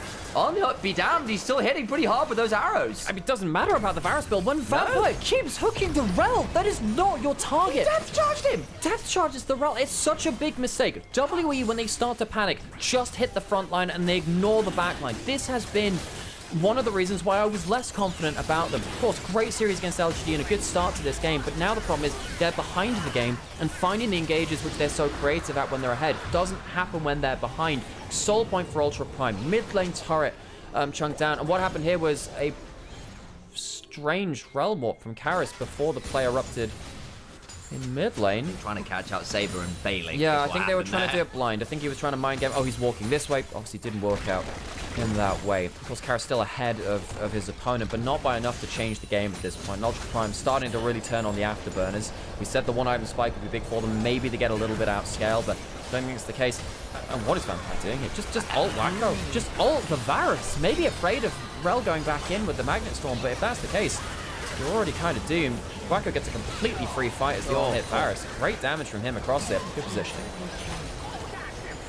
Thing is as well, I think at this point, we're hitting a point where, yes, the Varus is giga threatening, but the Rumble and Talia aren't exactly non-threats either. 2-1 and 3 for the Rumble, and the Talia also now on item and a half, 107, having a pretty good time as well. Like, sure, you might be able to kill the Varus, but how much are you going to have to blow to do it? And how much damage do you take making sure they fall? Too much at this point, I think. Too much. So, first of potentially multiple soul points. We'll see what happens through. For Ultra Prime, first attempt to play, and that soul comes up in just under 4 minutes. WE have a bit of chance to maybe force a fight around Atakan. What do? Decent vision control on top side. Realm Warp is back up and available. Junhao and the rest of the crew will have been spotted heading up here. Saber safely wave clearing here, though. That'll be fine for them. Atakan. I mean, you see them going around. Phantasm is? Is it Excalibur? Or Gungnir or whatever. Yeah, that's true. Oh, hang on. Vampire? Yeah, Junhao's going to head over the wall. Xiaoxia is as well. WE grouping up towards top side, but I think Saber's... Yeah, he can't wave clear for this one. While this is happening, Junhao's on the flank. WE now maybe corralled a little. Can't run forwards. Doesn't take the wall, though, to Saber. Could be a little early. I think the equalizer solid enough. The chains of corruption, they're not great. This time the depth charge is onto Wacko, but he just walks away. And now Vampire is facing the sunlight. Cube is teleported in.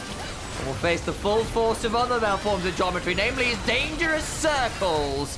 They do kill off the Vi, though. Hang on, this is suddenly looking a little bit better. This Cube with the needlework did survive what looked like a pretty dangerous TP. 1 for 1 and your smite being down. Hang on! Seismic Shove lands onto Gwen. Saber uses the wall of the Atakan to hide himself in that tricky bit of fog of war. Saber going forward again. Doesn't have the extra shove, but WE feels like they're running out of options. They have to play around the Atakan. They lose that too. They do take the top lane turret, but they don't have the HP now to... Well, can they defend this side of the map? I think Wacko could have stuck around to kill the tower. Not going to, though. Ultra Prime will reset and take the kills and get back onto the map. I enjoy the fact that this series is the last chance in the last chance qualifier. It's great. Yep. Last chance squared. Like, this is a good equalizer. It kind of forces the team to split in a good way. Junhao, bit of a weird fight. Of course, Vampire sat there thinking, I need to kind of protect my carries. Oh, fell the flash Q. Yeah, that Q flash means he's in a bit of a bad spot now. He basically goes in with the ult thinking, look, I've got to get something on the Q before he runs me down anyway. He's just a little bit out of position. This is the tricky bit here, because Saber hides behind this wall. This does actually activate Fog of War. This does block vision, this little wall, as they walk up. And Saber has it. They don't see him here. They actually don't see him because of that wall. And WE very much caught out about that. They're back to the Atakan. Teleport in from EGN, who's going to come in with another equalizer opportunity. All right, 5v5, round 2. Roll up to the great circus of Atakan. Weaver's Wall will peel off Dayun and Vampire, actually. 3v5 sort of available should Ultra Prime want to take that a little bit further and decide against it. Hang on, still leashed. Vampire has Flash Ultimate, might be able to do something with that. He's off vision right now. Here comes the Nautilus. Crash down into the Magnus over the back end of it, keeps Cuban taken way away. Monkey is dead. Xiaoxia just sidestepping the needles. On the other side, Season sits on the Karis. But Junhao is after the 1v1 with Ryzen, not enjoying his time at all. Saber looking for the shot, but he's taking Atakan aggro. Wacko on the other side, trying to 1v3, flashes away from the hook that drags him onto the drum minion. It's certainly something that... There's no smite, no smites. Monkey's dead, and Junhao smites on. Junhao is on the bottom of the fight, but he doesn't have smites. It's on cooldown, comes up now. Now they can fight for the Atakan and look for the smite secured. They don't want the fight, though, I don't think. To try and get this, it will be the withdrawals available. Saber looking to help set this one up. What's on the other side? Karis in danger with Wacko. Trying to throw one out, gets that one down. Barrier comes on through, winning out the extended play. Get the Atakan. Ultra Prime have to play it to the wire, but they come out on top. That is an Atakan play of all time. Ultra Prime do get the secure. WE, they were forced into playing around that objective, and they won't be able to secure it. Monkey now is trying to rush towards the bot side of the map because Infernal Soul has just spawned for Ultra Prime. This was the worry for WE. They wanted to fight a clean Atakan, try and get something against the run of play, and then use that to stop the Infernal Soul happening. And obviously that doesn't happen. It is a mess of a fight. Vampire's on the back line trying to get some kind of dive. Means he can't protect his carries. Xiaoxia dies, but I think he's largely... Okay, he does walk away. He ends up... doing his job, though. You know, Cube, Tay, and they have to go on the back line. It's a mess of a fight. It's not a front to back. I think that, you know, at this point, it's very hard to force fights in the right way. Junhao very, very close to killing off Karis for that extra Cube. Rumble comes through, and then at this point, it's a bit of a tricky one. Yijian has had to reset, can't stick around, and they're waiting on that smite, as you so well called out, but it's now like a bit of a weird play, as we're actually going back to live. We won't get to see the extended play because it was too long. off the respawn. Weaver's Wall comes on. Vampire dies for the 5th time this game. Nautilus Gaming is being Nautilus. Yeah, it is. And that's a big problem because most of the way that you... I mean, I was very worried about the on-hit Varus in this comp because the on-hit Varus has to then walk out a Xin Zhao W and a Gwen W coming at him. He has to play within their active ranges, rise with the Rune Prison as well. It's a problem. And then Nautilus stops you from auto-attacking. If you are the Lethality Varus, you can at least play slow, play for the Gwen W to be down, the Xin Zhao ult to be down. But honestly, Wacko's proved me wrong on that one. 905... 3 items, doing very, very well. But I think a lot of that's because WE haven't actually done very much work to shut down the backline. WE have been going for the front line over and over and completely failing. And again, the wit's end now as well makes it a lot harder for this Gwen and the Rise to just stand and deliver because the Varus is going, yeah, I think I win this now. I know, even in those 1v1s, it can be not so easy, especially if you get that reset and all that extra attack speed, tricky. And you've got 2 items on the Rumble, you've got 2 items on the Talir, you've got 2 items on the Vi. Again, not the sole threat. You don't just have to kill the Varus. It's yes and, which is a tricky space to be in. Yeah, improv comedy here on Summoner's Rift. You can learn a lot about that. I don't see how W walks. I'm a caster. Yeah. What are you?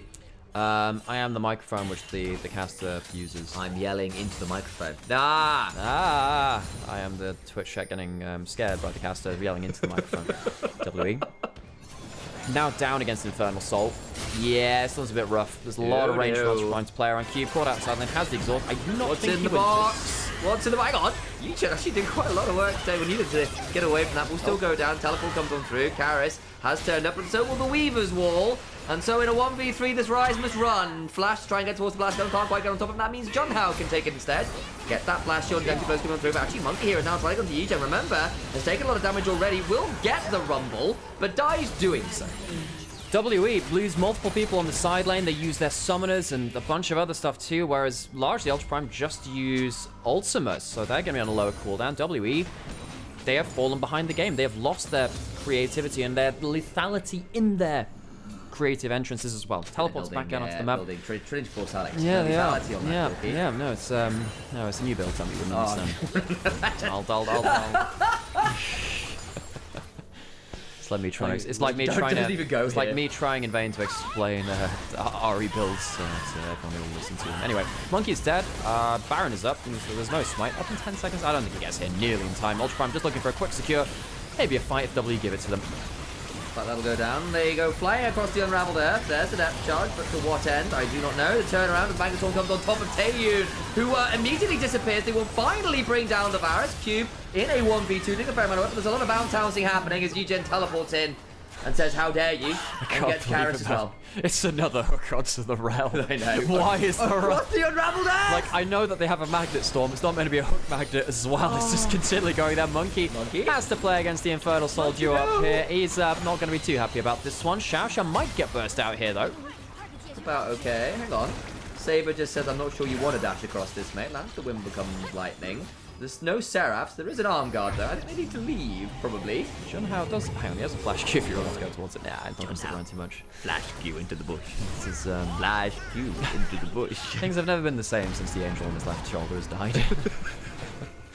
He was killed diving into the bush. Oh, it goes into the... I mean, he does get the ultimate onto Wacko. That's all right. I mean, this is how you're meant to stop the Varus from playing. You just don't have the damage at this point. This is why it's dangerous to play the on-hit Varus. Typically, this should be how Teamfight plays out. You have a Gwen running in with a W and a Nautilus ult top him, and he can't actually fight the Gwen within short range. Doesn't matter here. Does so much damage, and the rest of the team cleans up the rest of it. Mask might go. I mean, in fairness, you do eventually on hit Varus get to this point where it's like, I don't need damage, I just can build tank items, and that's how you become useful. But either way, I think it's really a moot point as a 10-1 Varus, and the rest of the team is not exactly miles behind in terms of the damage. You could probably build, I don't know, what's a silly item on Varus? Dawn Core and still be useful at this point. That's the stuff. Reminds me of... Yeah. Anyway, whatever. Right, so Ultra Prime have Baron. They've got themselves a lot of power. Of course, they can start to build up their upgraded boots as well. Now they've got their core items. WE kind of waiting for the end to come at this point. Wall comes up, that'll be an easy turret take. There's no counter engage to come in through from WE. Junhao goes forwards. That chase of corruption wasn't fantastic.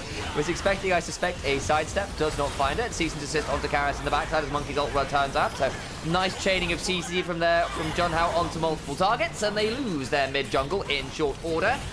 Into the base we go, and they'll head onto those inhibitors. With little to be said about it from WE. You've got 3v5 and 2 waves of super minions empowered by Baron coming on in. WE, they have fallen in this first game. Oh boy. Will be 1 game away from Nevada as they try in vain to defend their Nexus.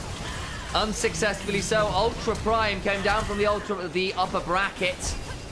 Put WE to the proverbial sword here in game 1. An early game that looked alright. Skarner ult, it kind of sucks. In fairness, Ultra Prime with the Camille, Eugen got an MVP taking out a Skarner to make it all the way here in the first place. So, they'll lock in the Misfortune and Alistair. Big additional wombo over that Camille Galio combo. So, Camille ults, Galio comes on in. Misfortune ults on the target stuck in the cage. Viego steals the body, and you rinse and repeat. That's the idea. If you fumble the combo, though, the consistent damage, a lot less high from Ultra Prime. You've got the winning side lane eventually, as Camille has pretty good trading patterns into Ambessa from what I've been hearing. Basically, the way it works is Camille trades with the cooldowns of her adaptive defenses, of her hookshot, of her Q2, that precision protocol there. Here we go, and I'll let the Gyos speak for a moment or two.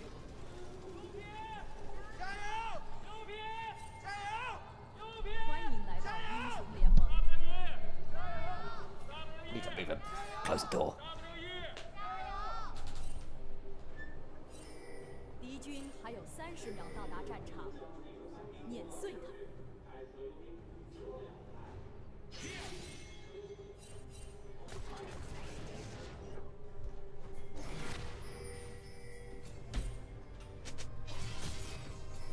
All right, over we go. A little bit of an early look in to get some wards down. How courageous of you, WE. Don't know why I decided that was what I was going to say. Just did. 军出击， Taeyu and Vampire looking to do so on the other side as well. Good early wards here from WE to spot out what's happening in the early game, trying to track this Viego from Junhao. Lane Prio early will be interesting to track. The Misfortune probably has it over the Ezreal. But Braum makes things quite tricky in the sense that because of the melee matchup, the Alice is not going to have a lot of value early on, so might end up getting shoved in regardless. And Ezreal, free that first back. Can be really annoying. Nice early Q there onto Wacko. Camille Ambessa, bit of a wash. Bit more AoE from Cube though. So theoretically should have a little bit more shove. Galio is here. Galio presses Q. Azir will eventually be able to match that a lot cleaner, of course. Does mean we're not going to have too much to work with.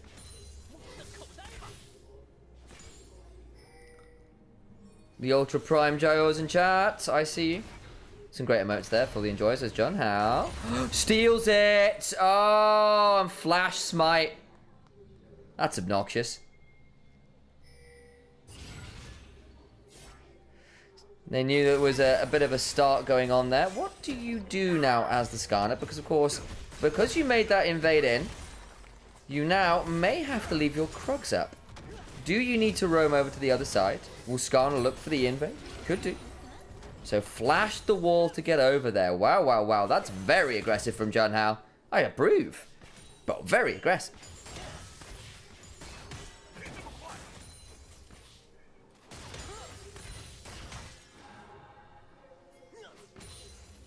$11 CS. Wonder where he's picked up that extra CS from. Maybe a ward kill early. I didn't see. No, he's not got a sweeper, so I'm not sure. Unusual. He's not left any Raptors up, has he? That would be silly. Doesn't appear to have on that one. There's the adaptive defenses. Finish that conversation on his monkey. Looking for a wraparound gank bot on a bit of a weird timing. Got the upheaval. Junhao is around, but with no flash. Not necessarily getting over here super fast. Sides against it. No, there is a smite for Junhao. We're flipping for this. Oh, taken by Junhao, just about. Driven onto a wall though. Xiaoshi coming over, but so is Karis. Junhao needs to back away and does so. And everyone backs out. Camp secured. And Monkey now just caught at 12 CS, having a bad old time at the Scanner. He's got a very delayed set of clears in terms of where his camps are going to be up or down. Junhao can head right back on over to the other side, pick up the Scuttle Crab, then go to get Krugs. Could probably get a respawn in his own Raptors at that point as well. And be in a great spot then to look at something like an early gank or a dragon, something around that. You can see where the on the way pings up. Nice path from Junhao early. Gets both smite fights down, which always feels really rough as the other jungler. Hook shot in. Cube now in danger. Has to flash from the Spectral Maw. Away we go. Might finally get that conversation about the Ambessa Camille matchup, because basically the way it works is, as I understand it, and again, I am not a top laner, I'm not an Ambessa or a Camille player, really, outside of the occasional ARAM game, at the very least. Camille has a pretty good sort of set of plays into Ambessa in the shorter trades. You use your adaptive shielding, you use your hook shot, you use your Q2, and you basically out-trade a repudiation. And to win the matchup, the Ambessa has to play really, really aggressively. You need the extended trades, past the cooldowns of the hook shot, past the cooldowns of the adaptive shielding. You need to use your Omni Vamp from your ult when you get it as a way to kind of like accelerate to like kind of like re-heal your way through those longer trades. So early on, even later on, the Camille often wants to kind of be diving in and out, taking those opportune moments to play. And the Ambessa, therefore, has to play quite aggro and can therefore draw a lot of pressure from junglers. If you're having to trade very, very aggressively, and health bars are getting a little precipitous and cooldowns are being burned, and things like this Viego can come along and potentially make things quite difficult, especially with a Galio around as well. You get locked into a Hextech ultimatum, over trading to try and come back after an ugly Q2 adaptive shielding trade. Not always the most fun. This Viego still hasn't reset, by the way. Got a second full clear off, I think, basically. Is level 5. Is a camp off 6. Pre-first back. Full tunneler. Oh, boy. And a longsword. Yeah, that Viego is really nasty right now. That's a great first set of buys to have out on the Rift as objective fights will be happening. I think if you can wait around for a camp or a gank, yourself really set up here. Level 6 is topside. Yi-Gen can look for Hextech Ultimatum. Looks for the hook shot back. Doesn't quite get in range, but is going to go in the other direction. Hextech Ultimatum comes on through and buffers through that perfect execution. Cube now in danger. Tactical Sweep comes on through. Monkey trying to get some angle, but there's a Galio ult. Body is now stolen. Hello, Ambessa. I'll head on over. Start attacking those grubs instead. Ult burns, but kill secured. Monkey burning the flash as well. They'll get a grub. Not going to stick around for too much more. Feel like it's probably a bit too much with the Braum roaming up as well. I'll take a kill and a grub and trade for the 2.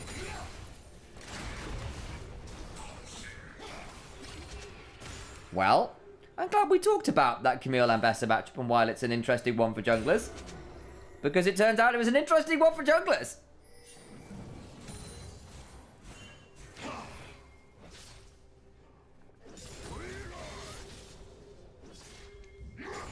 I have blessed warm coffee. Taeyin on this Ezreal. Oops. Am I on the wrong? I'm on the wrong screen. That's unfortunate. I need this one. There we go. And here's this play again. Cube goes on in. The hookshot comes on through. Trying to just about get in range. Can't quite, but then perfect execution doesn't get them out of range of the Hextech Ultimatum. Now they're trapped in here, and they try to play it out by getting away. The drive into the wall from Monkey is nice. But Flash Q secures it. Monkey at least gets over the wall. Otherwise, he could have been in a lot more danger. Still had to burn that flash. But hey. Good start to the game for Ultra Prime. Gold lead actually still slightly in favor of WE. Again, the Galio had to cheat wave pressure to get up there. So dropped a wave or so to do it. On bot side, interesting as well. The Ezreal farming well into the MF in a way I wasn't expecting. 10 CS discrepancy. What was just some wacko missed CS going on down there? Might be just a reset thing as well. Got the full Vamp Scepter. Again, not really leading to all that much. The gold is effectively even. Not even 100 between the two of them. Good lead for Junhao on this Viego though, and that could be nasty. Because again, this whole comp at least in part, is designed to kill that target within the Camille Galio and give the body over to Junhao. Its body snatchers are us. Wacko. Backs away. Passive. Forces a cleanse out of Wacko. As the reset came on through for Alistair. Nice little play there from the bot lane of Taeyun and Vampire to get that additional summoner.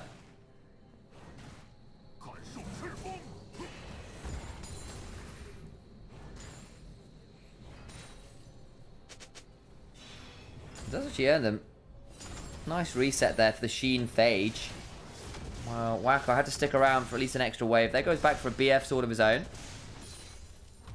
Some miles off that Bloodthirster. Again, because of the way Misfortune goes for her runes and stuff, tends to be the inspiration secondary for the free ass boots. Can often rush Bloodthirster somewhat for free, honestly. Gets there at a really good time. And once you got the Bloodthirster, you feel pretty good about your life. MF, in general, with her attack speed steroid on the strat, with the ability to kind of auto-Q auto, to have a lot of value just out of pressing R. You don't necessarily need to go to Berserker Greaves super early, because often just rush 2 items, even 3, before having to get those extra ults. Oh, Impale just shy. That's unfortunate. Won't have that available for the next play. Looked like it was in range to me, actually. I feel a little bit sad for Monkey. Goes trying to drive into the wall and doesn't hit it. Oh, no. Hang on. Monkey's in danger, but doesn't have the flash. No ult, no drive, and the Ixtal's impact is non-existent. Body stolen, and Junhao goes, zoom, zoom, I am Mecha Skarner. They can look potentially top here. They've got Alistair with level 6. And a Viego coming. Oh, boy. Saber needs to be a bit wary of finding the way of it, but Cube might be cubed. Flashes away. And gets just out of range of anything like an Hextech Ultimatum, but has to leave lane. Ult flash down. It's going to live. Ygen with the ability to pick up a turret plate here. Just about. No, doesn't quite get it. Oh my days. It's probably like add auto off. There's that plate. TP back. Cube. Gonna look to trade. There's a turret shot taken here, actually. Misses the Sundering Slam, but gets the big strikes down. Vampire around as well as the Grubs have spawned, and because of the resets coming on through, WE just go, cool, well, you don't get Grubs. Are they going to try and play this regardless? They might do. Wacko and Taeyun trading onto the turret. Gets the auto back. Bullet time onto Taeyun. Barrier has to be burned. They have to pull away from the Grubs. TP behind Ygen, looking to go into the backside. Monkey flashing away. Over they go. Caught in the Hextech Ultimatum and will likely die. Does so. Xiaoshet picks up the kill. Over to the Grubs they are. 2 remaining. No way for Monkey to come and contest this, and that's not pretty from the Skarner this game. Viego with the Sundered Sky. More than enough with the assistance of that Hextech Ultimatum to kill off the Big Stone Scorpion. And this is Skarner pre-Heartsteel, pre-boots. There are no resists. And Viego and Camille have quite a lot of percent HP damage in their kits, guys. Yeah. Conqueror, Hextech Ultimatum, Q2s, all these things. Nasty, slightly annoying that Xiaoshu picks that up. But hey, 2 kills on your Alistair. Gonna get him towards a locket or whatever early. Is what it is. At least Taeyun's farming well. 10 CS up, still sticking at that margin. And I did say Ultraman really haven't played into Skarner badly. That's true. Like they had a very solid win into the Skarner with a Camille. Actually, at that time it was they went for the Camille Akali combo, which was kind of crazy. I think it was Vi on top of it as well. Full dive into the Skarner and just saying, look, you can't impale us all. And he could. Lots of ability to get on out of the Impale in particular. Monkey just doesn't look that comfortable on the champion. The failed drive into the wall earlier, fumbling the Impale over the wall onto the Galio as well. Lots of walls. Lots of fumbling. That one -1 on the cannon.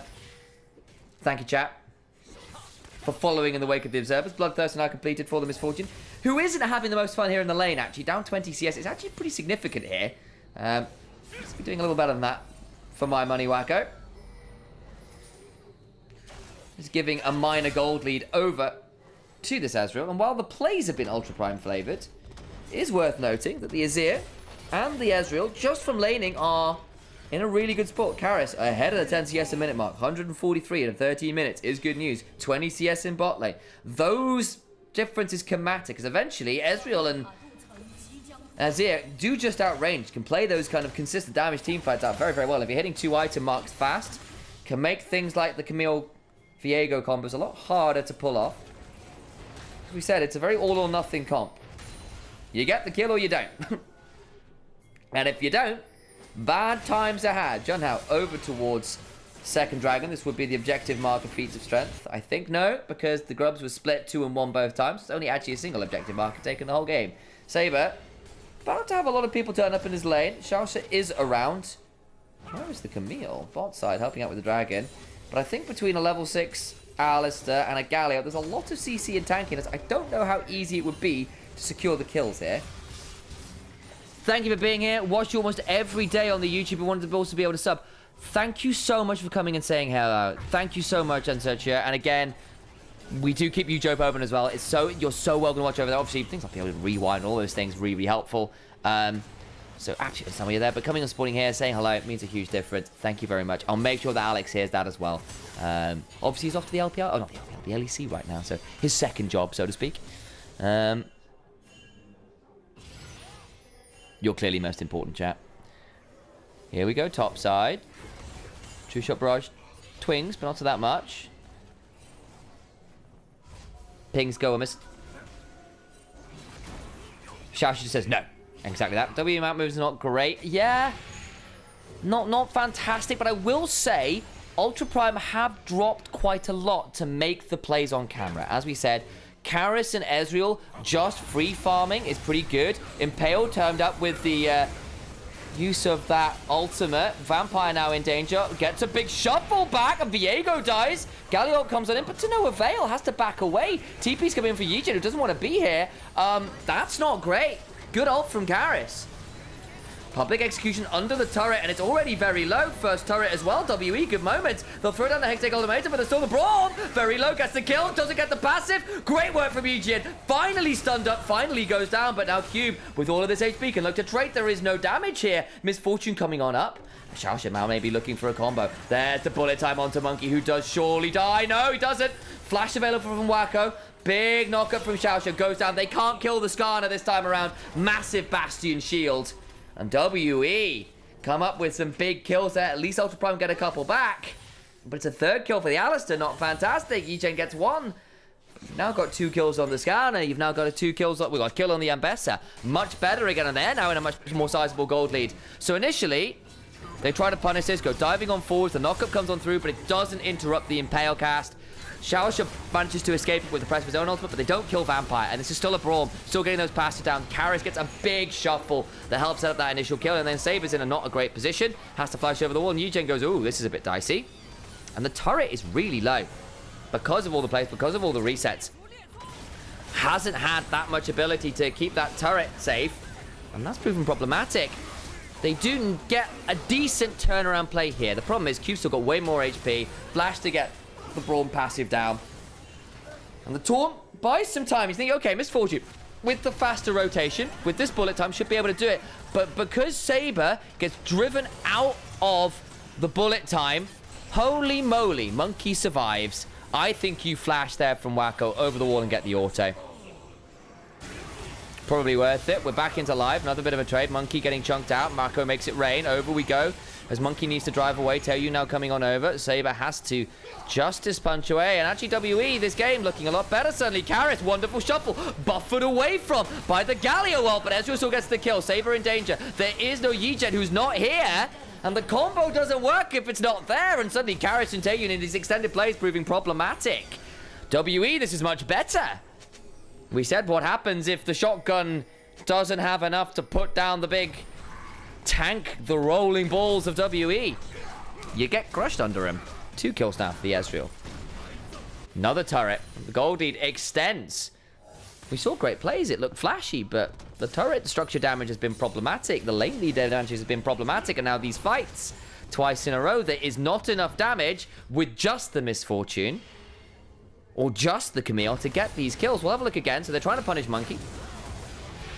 Think they might have him, but he gets an Impale.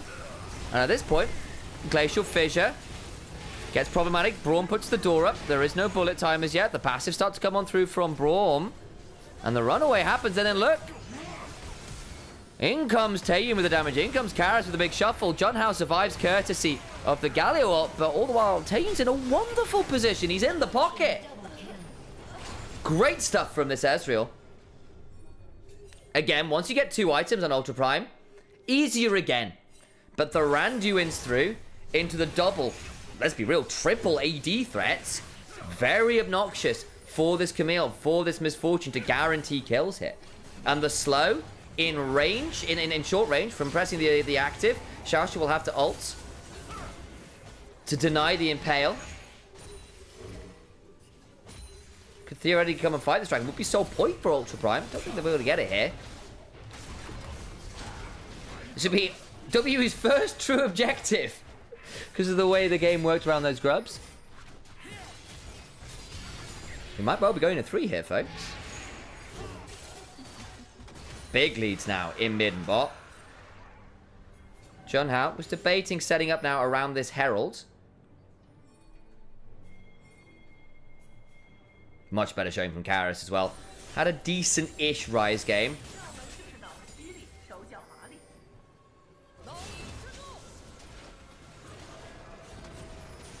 Atakan spawns, and it will be ravenous. Voracious, sorry, is the actual term. The hungry Atakan.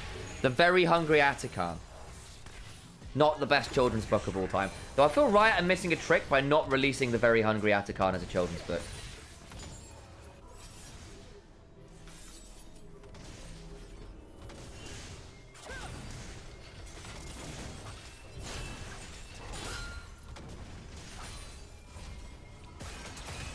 Bisto, coffee. Fuel of the gods, and also us mere mortals here on the Rift.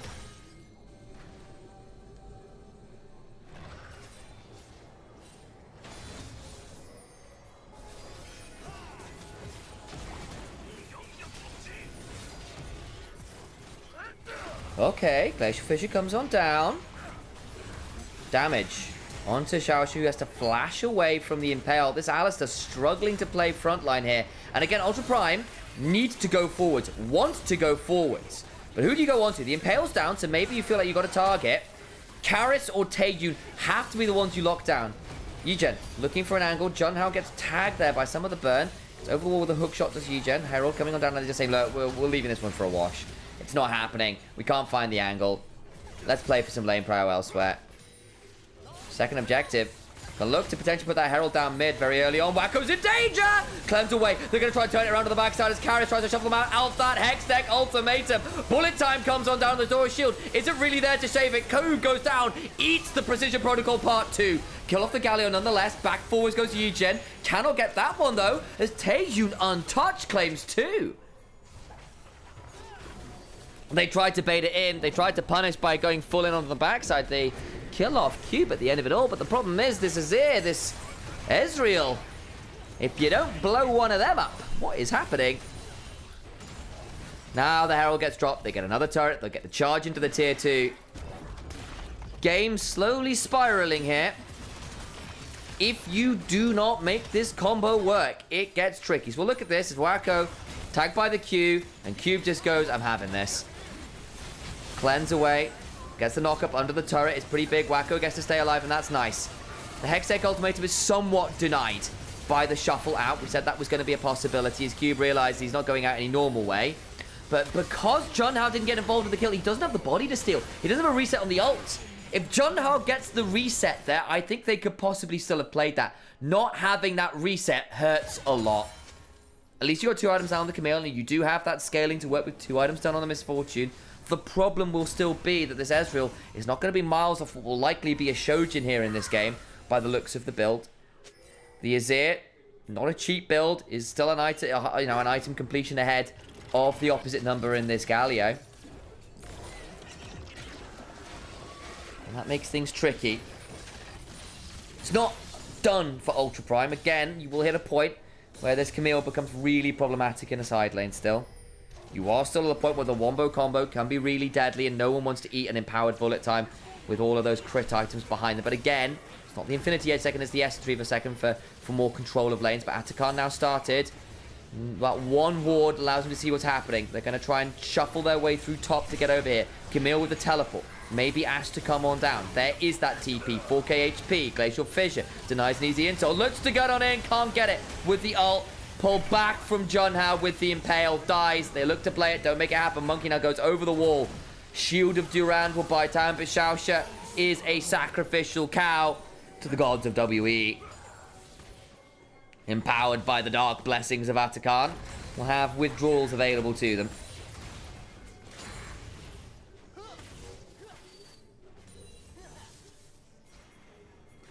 This game, I think at this point, is WE's to lose. Atakan, big gold leads in significant places. The shotgun is empty. It does not put down the juggernaut of WE at this point. Cube in mid lane gets that tier 2. Topside will likely be the same. No real wave clear on Ultra Prime either. Saber doesn't have it to that level. Your Misfortune does, but it often requires using your ultimate, which you don't really want to do if you want this combo to work. And Camille needs access to the wave with the Redemption. What does WE stand for again? Initially, it stood for World Elite. Now it's just WE. They've dropped the World Elite tag. Has tried to ult in for the smite. 7 HP. Oh my days. If they got the withdrawals, maybe we're talking a different game here. And thank you, by the way, for the resub, Waylon. Really is appreciated. And again, and Sechiha, super appreciated you coming in and finding that sub. Drive on 4, smite comes on down. There's still an ult available in a second or two. Wacko's just dead. No defense. As Ultra Prime, we're trying to set up vision around this Baron, but now they're going to get collapsed on. 4v5, 35 seconds on Wacko. This gets really ugly. Where does Xiaoxia go? I think he's going to be able to recall. Thank God for that. Where's Junhao? In by the wolves? That's hilarious. Baron start. 20 seconds on Wacko. This would be a 4v5 without a major part of your damage combo. Vampire scouting for this Varus. It's a Varus Viego. Are they even going to try and play this? I'm not sure they are. I think they're just going to say, look, we need to try and get turrets at least. They get the turret mid. Public Execution comes on through. It's on to Yijen, who gets knocked up. Brawn Passer comes on through. Galio doesn't get to Hero's entrance out. It'll be a layman's exit into an early grave. This comp, we wondered about giving up Skarner, and we said, look, okay, we see it. It's an Ultra Prime comp. That's exciting. Here's the combo. Here's how it's supposed to work. But, you know, still into Azir and Ezreal, who got really ahead from the laning phase. That is an 8-0 Ezreal, 4k ahead. Still into the Skarner. Bullet time comes on through, but the door's there. Impales down. Last gasp, desperation attempt to clear the wave that falls apart. Ult over the wall. Junhao onto his own fountain, just about survives. Despite a play or two early that looked flashy, WE much more calm, not anywhere near as valuable. Monkey's a big Graves player. He's got pressure in lanes. Can be pretty nasty to play around with that Renekton. Goes towards the Olaf instead. Can immune a lot of the CC and looks like to brawl regardless. Okay. Okay. Matching fire with fire here. Both teams spike very heavily at that first rank of ultimate, at that first item. Sylas sometimes needs an item and a half to be really valuable. Can then kind of hit that point which doesn't do anything. We've seen a lot of Sylases come to a point and just get stuck at an item and a half and be not that useful. There's Ultra Prime Kalista, Ahri, Wukong. Oh boy. With that Nico support as well. Level 69, big. Then you look at the other side. Olaf with that Renekton. The Sylas of the Rift, we go for the final time today. Crowd has it from here.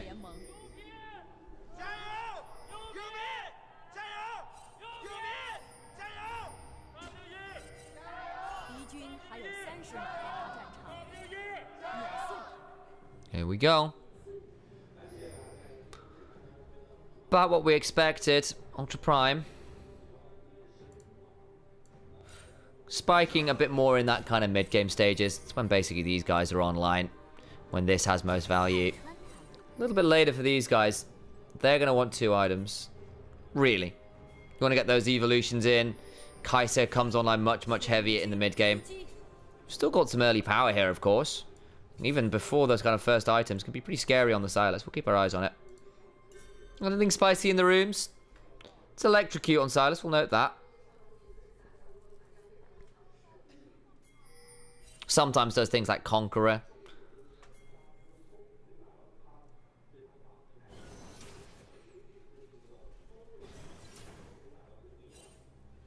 Gone for fake Azari skin, not the full $500 option as Karis looks for the Absconded Duck, can't quite find it. Can get nice level 1 trades on Siders, assuming you hit that E. Doesn't.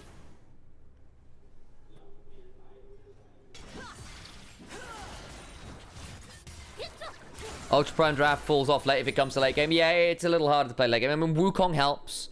Cassante helps. But yes, the Ahri and the Callista could end up running a little out of damage here into the sustained brawl of an Olaf, Renekton, and Sylas. Like, yeah, that's going to be rough in an extended fight.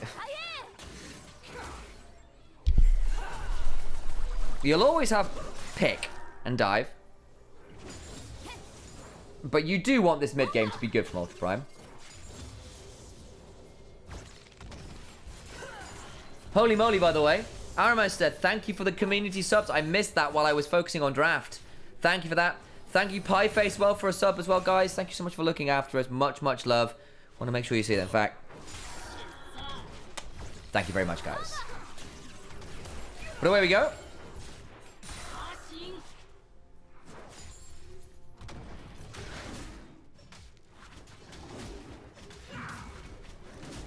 Ooh. One more sub for a reward. Anyone got a prime? It's only need one little sub. One little sub. Don't know why I decided to go high pitch with that one. Just did. Don't really have someone to back me up on that. You normally need like 2 people doing that. I don't have Alex here. And I'm not quite schizophrenic enough to try doing 2 voices at once. Yet. Some Bezos bucks from me. Thank you, Aramis. It genuinely means a lot.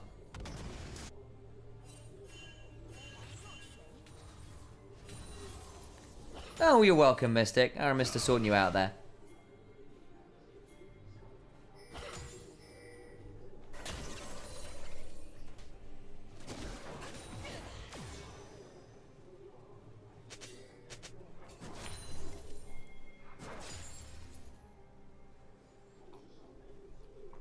So, where are we at?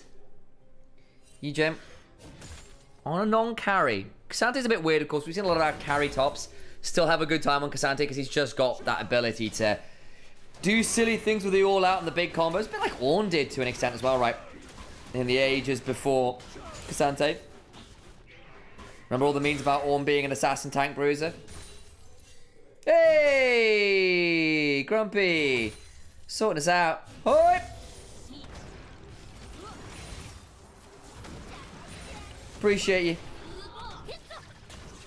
A lot of subs given out across a few channels today. Giving some out on my channel yesterday as well. Appreciated. Genuinely a lot of love there. And thank you for being part of the community. And, you know, support us where you can. Makes a huge difference. So, moving away from cool Twitch moments to potentially interesting in-game moments. The Kai'Sa having a tough time in lane is being zoned off a lot of these minions. The wave will crash. See how much they can pick up under the turret. They've got the World Atlas ability to get one. That's not a bad little look in, but hang on, Karis has been baited in. Warrior, Trickster, Vampire comes in the back end of this. Monkey with the Ghost proccing, trying to get into the backside. Xiaosha has to flash. The heal's already down. Pierce, Wacko cleansing, flash for flash. Nice little lane gank there. Burns a lot of summoners. Team's still holding on to his, and breaking the bot lane shove is a big deal, especially after Junhao showed mid. Good Ghost from Monkey there. The Undertow landing forces the cleanse. The flash from Vampire forces the flash on Wacko.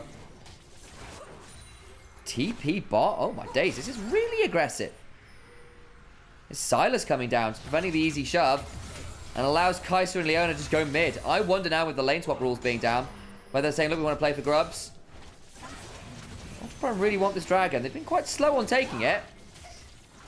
Karis has got hijack. Doesn't lead to all that much.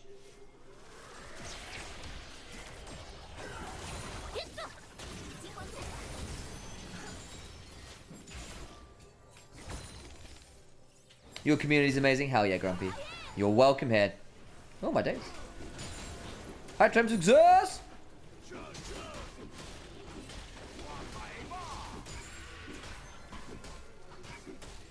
Grubs going to be taken by WE. Monkey going to be in a pretty good spot there as a result of some of the lane prio. And again, for Ultra Prime, not great at all that they had their bot lane lose a lot of their summoners like that. They wanted to be playing them more aggressively. Had gotten a really good spot in that lane, but still up a bit of gold here, and that's fine. But having your summoners broken like that, really problematic with how the game wants to be played. Monkey also using this lane prio top to try and look for an invade into the jungle. Junhao's around, has level 5, not 6. Needs a camp to do that. And I think with... Actually, maybe an option here. 6 now acquired. Blooming Burst onto Vampire. How aggressively do they want to play this? Cube's here as well. It's going to be a 3v3. Cyclone comes on down. Part 2 can still be there. Vampire eats a lot of it. All out available. There's a Q3 buffing through that CC. All out onto Monkey, who's now in a lot of danger. Gets a decent shield, but just doesn't get enough value. Vampire now coming on over. Taeyun has roamed up, but it's only level 5. Can't Killer Instinct to get involved. Cube has to flash slice. Trying to get some rage off the honey fruit.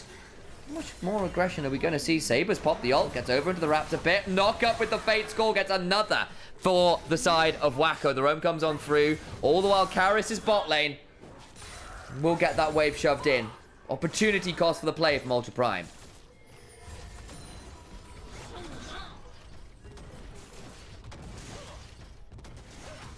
Good punish from Ultra Prime on that invade, but it does leave Karis a lot of free time in the bot side. Gets the second plate, gets the wave. Sabers here. Clear out that wave pretty well. Karis just going to hijack the Ahri ult. Maybe forced to pop it here. No, won't. I got a little bit baited by the Sentinel coming down from Ultra Prime. I'm sure the vision coming through that tri-brush, and I wasn't looking at the mini-map instead of at the screen. That would have shown that that was not, in fact, a champion. It was just a little minion, courtesy of that Callista. Picks the majority away. Can't quite get that second play. Slight lead now for this Silas, which is good news, and that is what WE are going to need. Still a camp or so ahead for this Wukong. All things said and done, the Callista getting ahead, getting the early kill is good news. They need to turn that into more, though. I need to see another dragon. I need to see fighting over these grubs. Leverage the early power you have over the next 10 or so minutes, Ultra Prime. WE are going to become a lot more obnoxious with all of that sustained brawling they will be subjecting you to.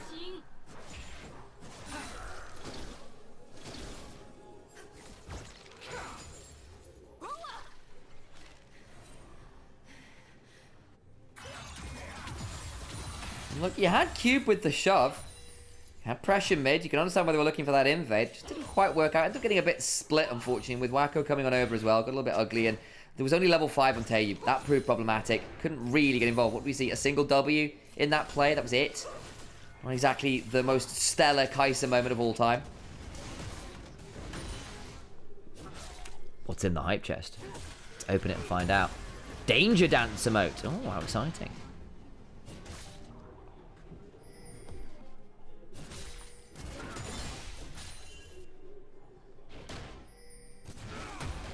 Get a Danger Dancer, mate.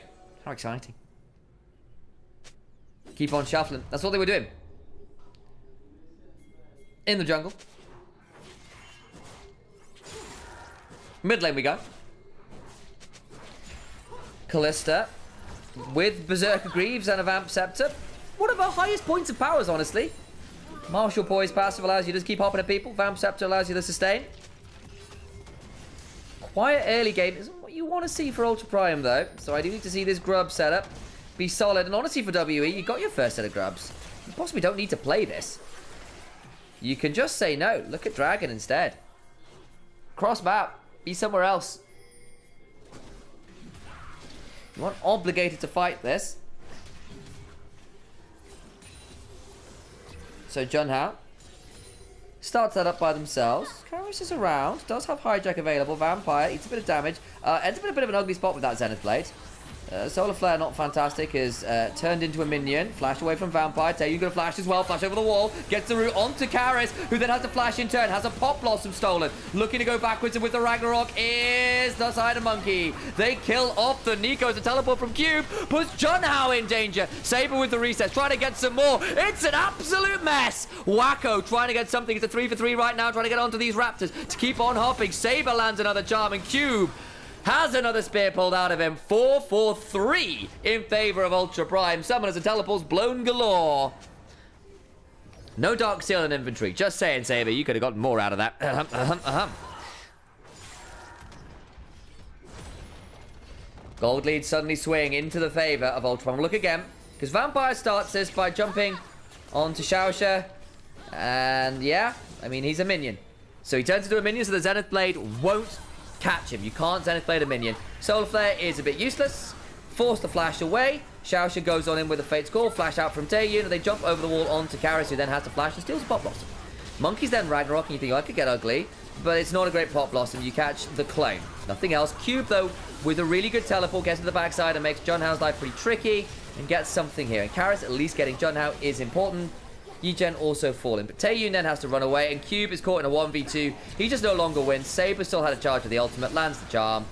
Spear comes on through. Beautiful. Dark Seal now picked up. Didn't have it in the last pack, but has a full Malignus plus the Dark Seal. Ari in a good position to snowball. Karis went back to this lane bot side, though. Gets another plate. WE have been playing the side lane turret plate game a lot better than Ultra Prime on the whole of the last 2 games. That's just going to be first turret, isn't it? Unfortunate stuff, and this Silas gonna be a problem, I think. Is there a trade? No, there's not. Have we seen any plates go down? 2 bot, maybe 1 mid, if that. Yeah, half. Yeah, you get a plate mid. So you've got 2 plates versus all 5, and 1 top. Not great from Ultra Prime on that front. That actually pretty much evens up the gold in a lot of ways. Not great news. At least your Callista is very strong. 1,000 gold ahead. Going to have to leverage that, though.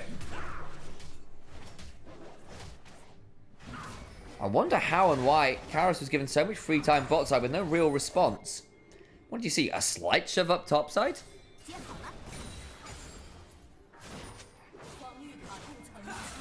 But the other side of that, Xante ahead of Renekton. Not good news for the Renekton. The Wukong in a good spot as well this game. Static Shift up, picked up by the Kai'Sa for more shove.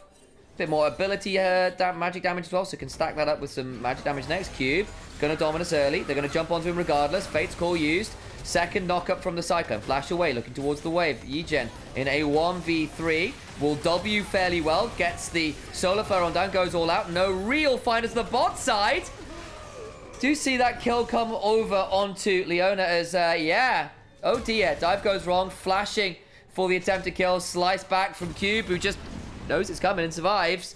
That is not a good set of dives. WE get the second turret as well. Oh no, side lane play from Ultra Prime looking very suspect over the last 2 games. Not good news. Let's have a look what happened bot lane.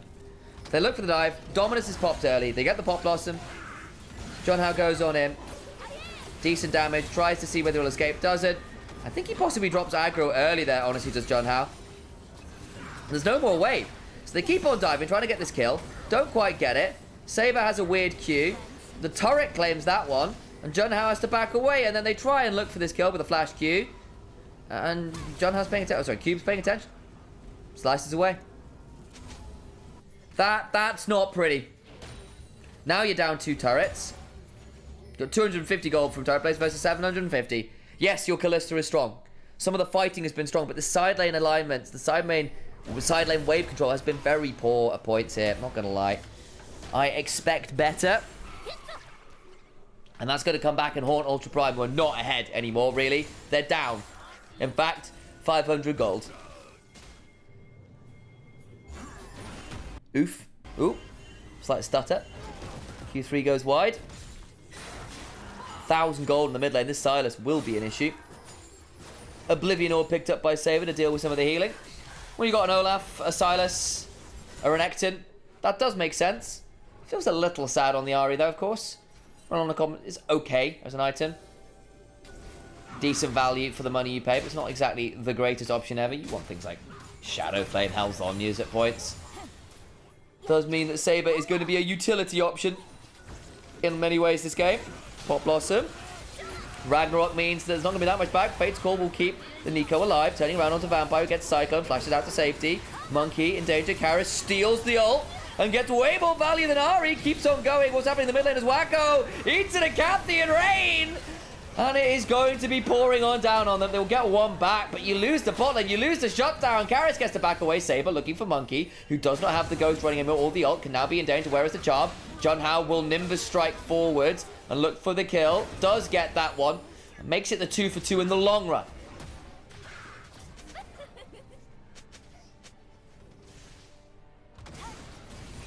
Saber picks up the wave there. Lots of flashes and teleports blown. They can turn back onto the Herald because Monkey is dead. No smite available. So what happens? Xiaoxia misses your Tangle Barbs. Goes to the Pot Blossom. Does so, but then the Ragnarok comes on through. Fate's Call keeps him alive for now. They try looking for Vampire, who solar flares Wacko enough to stop the autos keeping on through and flashes out to safety. And then Karras steals the Ahri ult and goes Spirit Rushing through the backline. Great ult into the Acathian Rain from Taeyun. Picks up Wacko. Picture in picture. Fighting over walls, not that much. And then the thing is, Saber's still got enough of an ult charge left remaining to go running at Monkey. He doesn't really have anywhere to run. Nice little pick up at the end, because that could have been really, really ugly. Vampire lands the Zenith Blade. Pot Blossom is stolen by Karras onto 4. Turnaround, though, means it's going to be that 1-4, but the key bomb, and it's Wacko is dead in trade for Vampire. That's all your damage down. Cube slowed. Gets pulled back by the Untover Strike Part 3, but still had the slice to work with. Xiaoxia dead as well, I apologize. Makes that 2 for 1. Stolen Pot Blossom is just better than regular Pot Blossom. Hijack having Pot Blossom to steal, having Cyclone to steal, having Spirit Rush to steal. Pretty rough stuff. Garrus.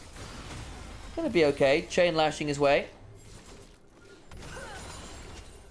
Towards something more. Towards Dragon we look, though. Ultra Prime just looking to set up. I don't think they can fight this. Recalling on a ward is Saber. Yi-Jen is in actually quite a lot of danger. Can't get over this wall. We'll need to footwork to someone. I mean, I don't know about this one, Ultra Prime. Might have to give this one up, I think, with the way health bars and the sloppy resets are. Monkey can't play against Monkey, trust.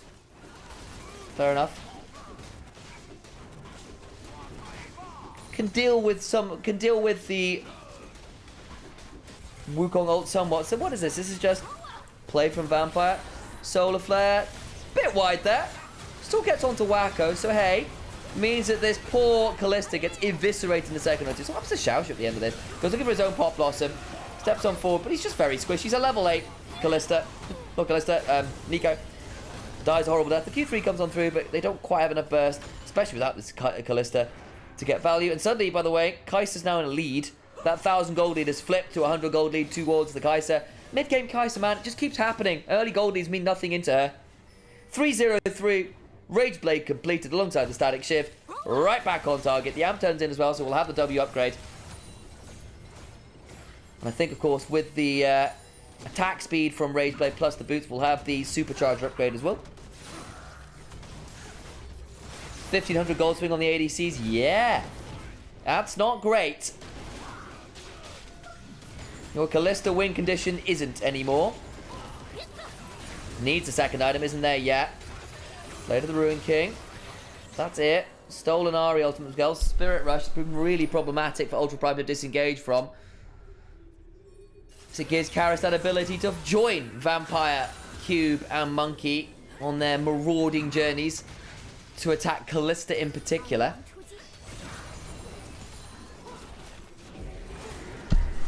Herald was taken. Gonna try and use it mid to get something here. Mid tier 1 would be nice. There comes some might. That's about it. Can't claim the turret. It's on about 10% HP.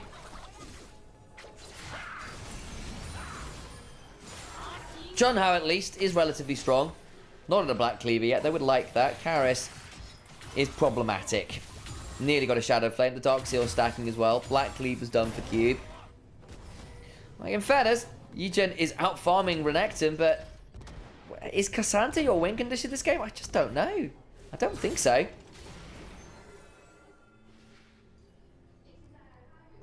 Wacko finally has the Rage Blade, so 2 items done for Kalista, but this needs to work. The next 5 minutes have to do something, or you're going to run out of gas. The tank's going to run empty, and WE are going to start accelerating away if they haven't already. 1,000 gold now in the lead are WE. And again, I reiterate it, wasn't that long ago that we were saying, look, WE possibly the worst damn team in the league. Might do a lower bracket run to make it all the way into Heaven Group. Avoid Nirvana by the skin of their teeth. Brawl their way into the upper group. The oldest standing, possibly the oldest standing organisation in the whole damn league at this point.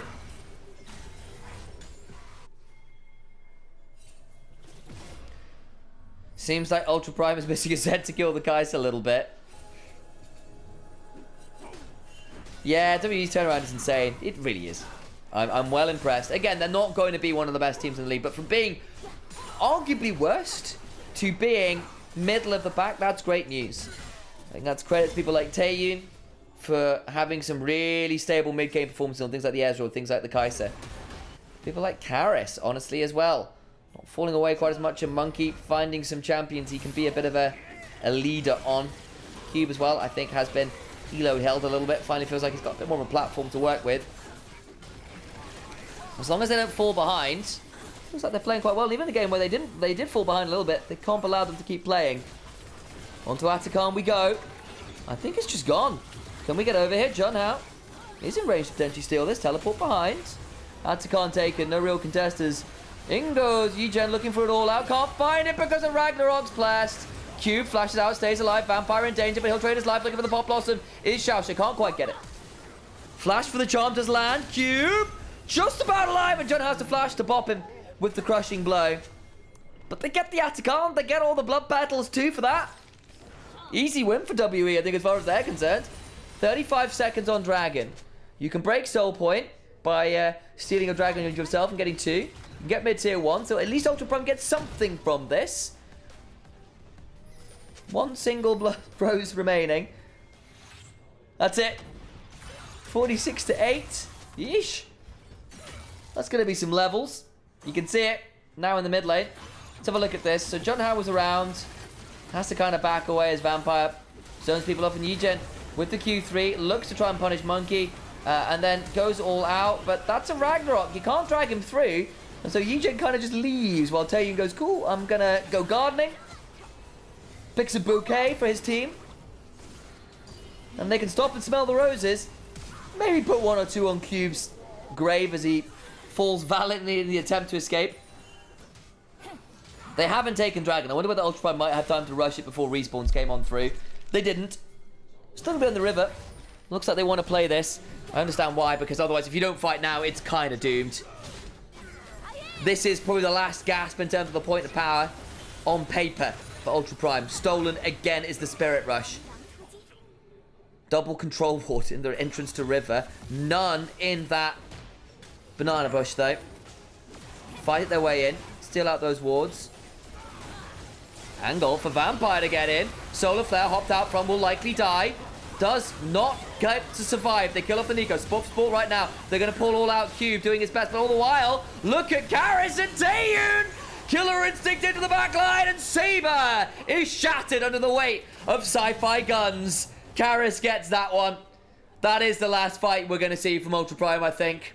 The moment in the sun is well and truly over. Eclipsed by WE. They don't care about the Dragon. They care about Baron. They'll leave Karis to take this tier 1 mid. 10 stacks on the Dark Seal. It's been a wonderful Silas game from him. The side lane pressure to get the early gold leads. And these Spirit Rush steals into backline access have been immaculate. Baron, alongside Atakan, alongside a fight. Ultra Prime just don't have enough in them. Initially, the Pop Blossom looks like they might have a moment, but they can't kill Monkey. Junhao jumped by Karis, and then it's a great angle to go over the wall. From Karis on one side, Taeyun on the other side.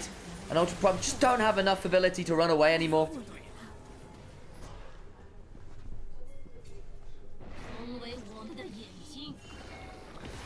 They will be deservedly moving up to heaven. And Ultra Prime, despite making their way to 3 games in both their best of 3s, cannot clinch it out against either FPX or, of course, now WE by the looks of it. Soul Point, Baron. And a pretty monumental lead. 4,000 gold. Yichen managed to path maker his way through some of that CC. 1600 gold lead mid, 1200 bot, 1200 in support. This Nico, not having fun. Again, yes, you have the Fate's Call to pick you up to safety at one time or another, but it's just not that great. Got the sled. Junhao looking for an angle. Will be spotted. Can they get onto Taeyun? That would be your target. No. It leaves Olaf to shove up against Ari. Renekton alone against the tier 2 there. Ultra Prime understanding trying to collapse on one side. Get some value in a mismatched fight. Don't. It's Karis and Taeyun up on screen there with their stats available. E-Gem. Trading up with Monkey. Still a bit annoying for the Olaf to manage at this point, but hey.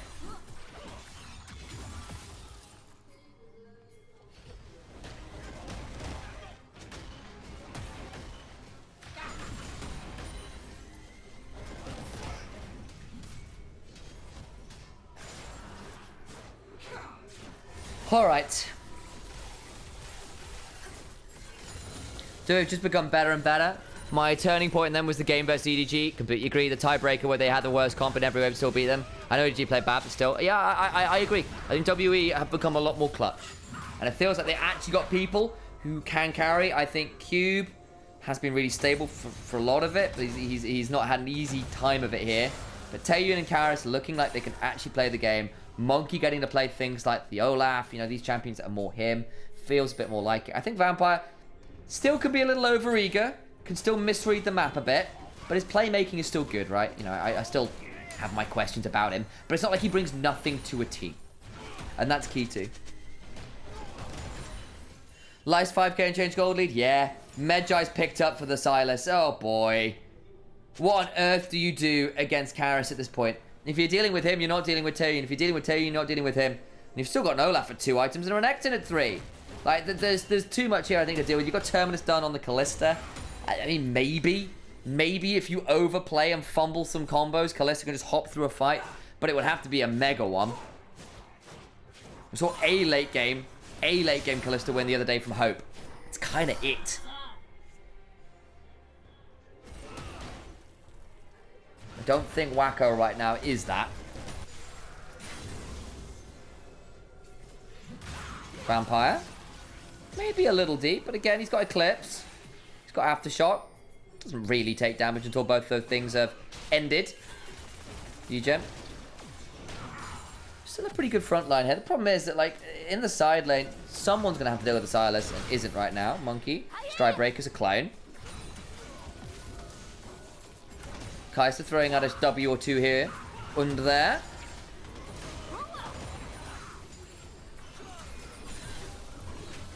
Not the biggest Baron Bow play, but they've gotten a lot of those territory. 2.3k is not fantastic, but hey, I think in a lot of ways the damage is somewhat done. The time of the Ultra Prime is over. The time of the Wii has begun. To ape some Gothmog quotes. Monkey level 17, yeah. Yeah, he is... He's very strong. He's got 256 farm in 29 minutes. That's pretty good going. That's very good going. 3 items done on the Olaf. Sheesh. He's ahead of Karis somehow. Despite being 0-3 at 9. That's actually very impressive from Monkey. But again, reminder, Graves player.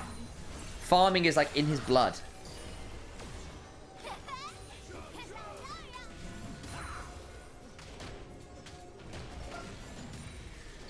Soul, 45 seconds. WE shoved up. Baron got them lane prio. Ultra Prime are now going to try and shove up through mid to try and get away in. Look at Karis on the flank though. Hang on.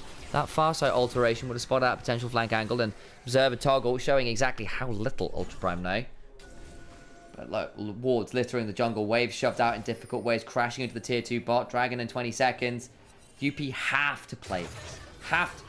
Stolen. Spirit Rush. Again.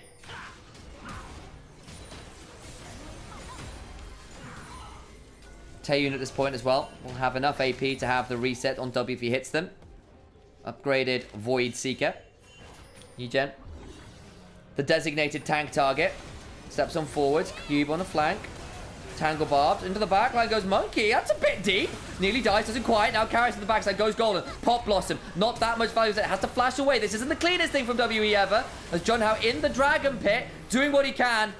But unfortunately, they just don't have enough. Even when it's not clean, even when it doesn't look like they have enough, they cannot win the fight. WE, Ace, Ultra Prime. No one on their team dies, and they will earn their way by hook, by crook, against all odds up into heaven. The worst team in the league, categorically no longer. Heaven awaits, and St. Peter holds the key. Ultra Prime denied. A fall from grace, and down to Nirvana they go. So close. 3 games in a row against both WE and, of course, FPX will still not earn them